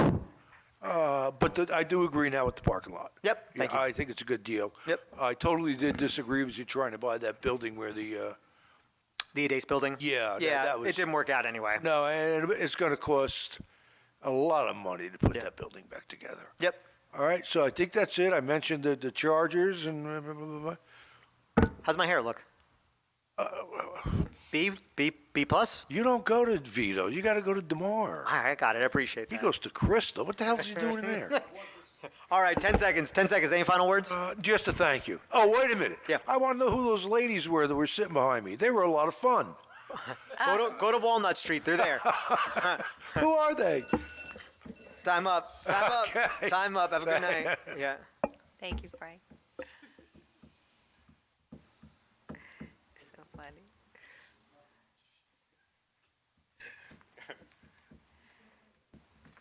George Ramirez, 500 East Clay.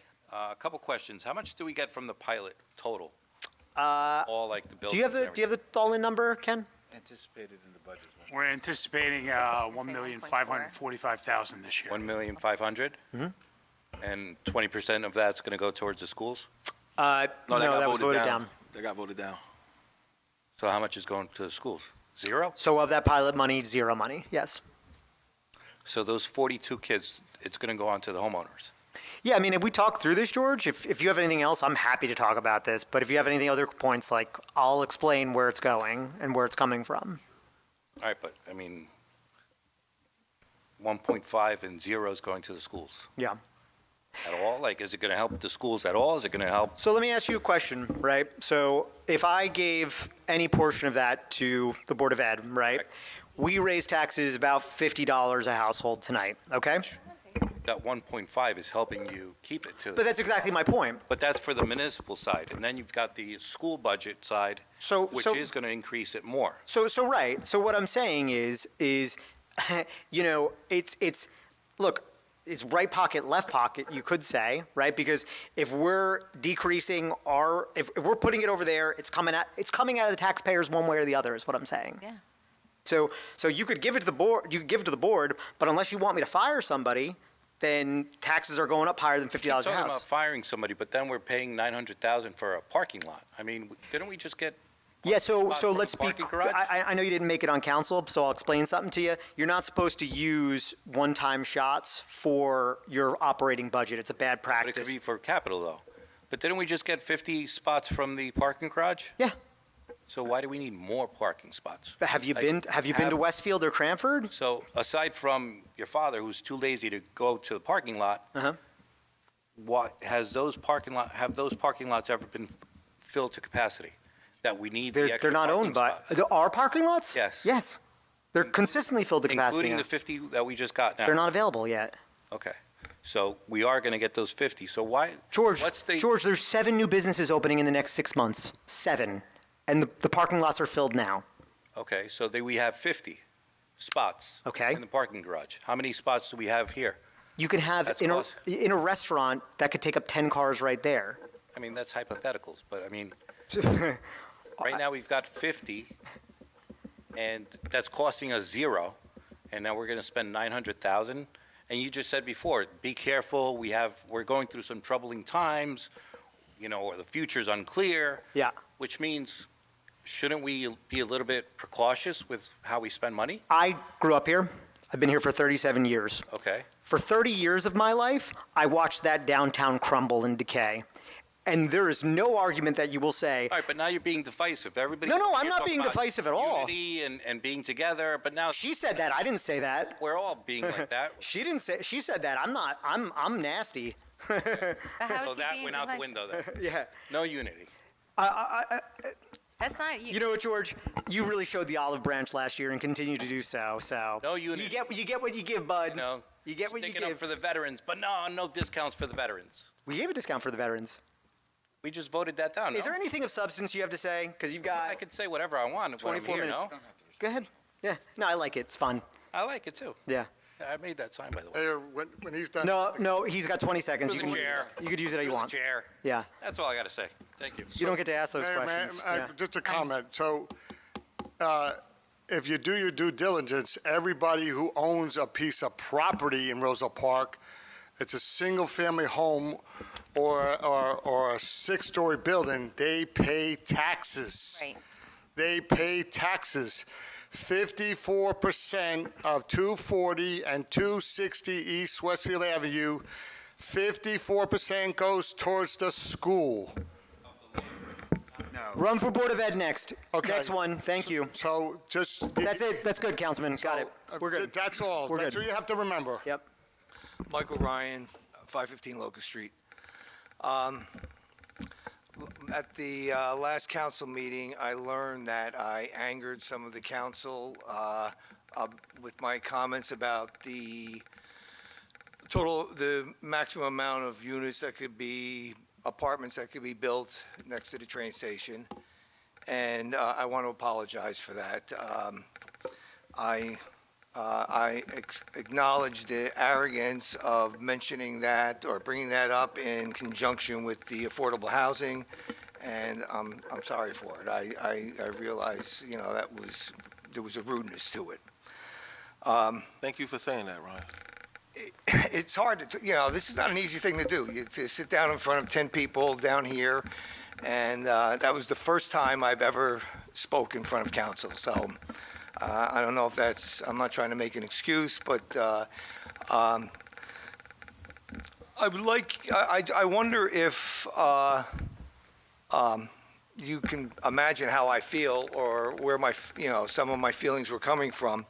About 4 years ago, Roselle Park directed me, gave me instructions, gave me zoning, gave me, criteria, the specifications for for that property that I intend to develop at some point. And I followed those to the T. I didn't, there was one extra thing I asked for. There were no variances that I asked for. On top of that, I contributed a park to the residents of Roselle Park, which I can't wait to see come to fruition someday.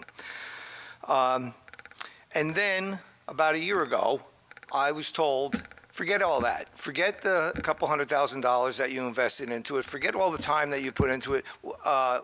We want you to start all over again. And that's a hard pill to swallow. I don't expect to receive any consideration. I understand how people wouldn't think that I deserve any consideration and something like that. Just like, so what? But my family goes all the way back to 1937, and that's 25 years after the town started. That sort of makes them one of the founding families of Roselle Park. And in addition to that, my mother was councilperson for 2 terms. She was mayor for 2 terms. She never got a Woman of the Year award, but she did pay a price. I would give it to her. She paid a price greater than any other mayor in Roselle Park's history. And I would like you to keep that in mind as we move forward and try to come to some resolution of what we're doing on that property. It's not like I'm not asking. Oh, my mother was mayor. How about doing me a special favor? I'm not even suggesting anything like that. I'm just because that's not what I want. I just want to who we've been to Roselle Park and the investment that we have into this project already. I would just like you to keep that in mind as we move forward. Thank you. Yep. Thank you, Council. Thanks, Mike. Thank you. Mayor. Yep. Thank you, Mike.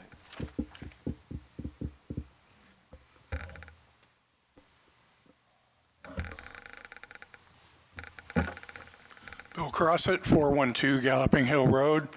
On Tuesday of this week, I was driving down Lincoln going towards Chestnut, and there was a police car parked on one of the side streets, and I'm like, yeah, they're going after the speeders on Lincoln. There's been some crashes over there. When I came back a few minutes later, he was gone. That happens. He's got other things to do. And when I got to the Councilman's Street, a guy runs the stop sign in front of me. I should have T-boned him. Should have just knocked the crap out of him. But I was able to avoid him, and I followed him. He did some turns here and there and finally ended up on Galloping Hill Road going towards 5 Points. Used car dealer plates. I got a picture of it. Figured why call the cops in Union, because the dealership's just going to say, we don't know who was driving it. So maybe we take a little bit of the $900,000 and add a couple more police officers and patrol cars. Do Lincoln, Galloping Hill, Westfield. There's been I know you're going to say no, but I'm going to say it anyway. Work that way, but continue. But no, things have got to get better. I know every year I come up here and I say the speeding. This year, the racing on Galloping Hill. They will be in a left turn lane on Galloping Hill Road and go straight. Almost hit the people coming from the other direction and cut off the cars in the straight through lane.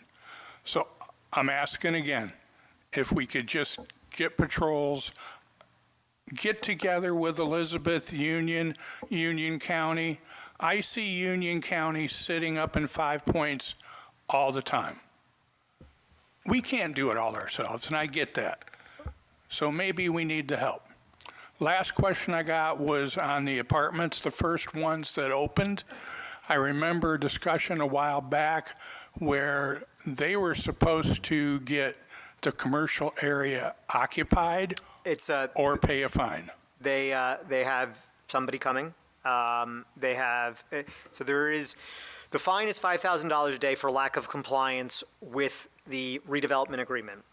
There is no lack of compliance with the redevelopment agreement because they built the commercial space. You can't legally say you need to have a tenant here because what are they going to do? You know, force it. Pay the vacancy fine. Yeah, they do pay the vacancy fine. We do have an open storefront fine.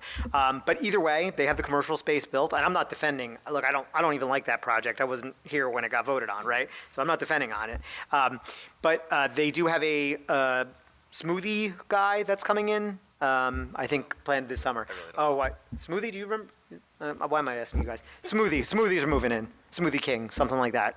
And the other ones right across from Chestnut, are they supposed to fill their commercial storefronts as well? Yeah, so they have a requirement to build 16,000 square feet of retail space. I can tell you, I know the commitments that they have are, there's a Wingstop, there's some other restaurant, there's a Verizon store, there's a dental services place, and then Enterprise is looking at it too, to move their. But there's a couple other moving pieces. Yeah, that's TBD. And then there's going to be another restaurant there because they have a liquor license. So that's all I got. Thank you. Cool. Mayor, if I may just respond. Yeah. Bill, just to give you a heads up, we are having a public safety meeting. It's scheduled 21st. So we're going to put that on the agenda. Some of your concerns. I will say that I have personally wrote a letter to the sheriff and the, Union County Police to start trying to patrol that location and get cars over in that, and also in anticipation of Halloween as well. So all of these things will be brought up at the meeting that we're having. I appreciate you stopping by that day, and you saw a little bit of what we see every day, and the invitation is still open. Anybody can come, park in my driveway if you want, park on Clay, and watch these crazy fools, because it's insane. Bill, I do have something too. If you're available April 10th at 6:30, Easy Ride is going to be here. We're having a community engagement in pedestrian and traffic safety. So Easy Ride is partnered with NJTPA. They have a free resource library. They have temporary demonstration projects, striping, traffic delineators for road dieting, and that's something that I've been advocating for, road dieting, specifically curb extension, bump outs, just to narrow the road lane so people don't have that freedom to really race. If you'd like to bring up your suggestions, that would be the venue to do it. I'd encourage you to be there. And if not, email me, and I'll bring it to Lisa Lee, the director over there. Cool. So she can Thank have you. that. No problem. Thank you. Anybody else? Got anything? All right, good. May I have a motion to adjourn? So moved. No, you need to close the public portion. Well, may I have a motion to close the public portion? So moved. Second. All in favor? Aye. I gave up my packet too early. May I have a motion to adjourn? So moved. Second. All in favor? Aye. Aye.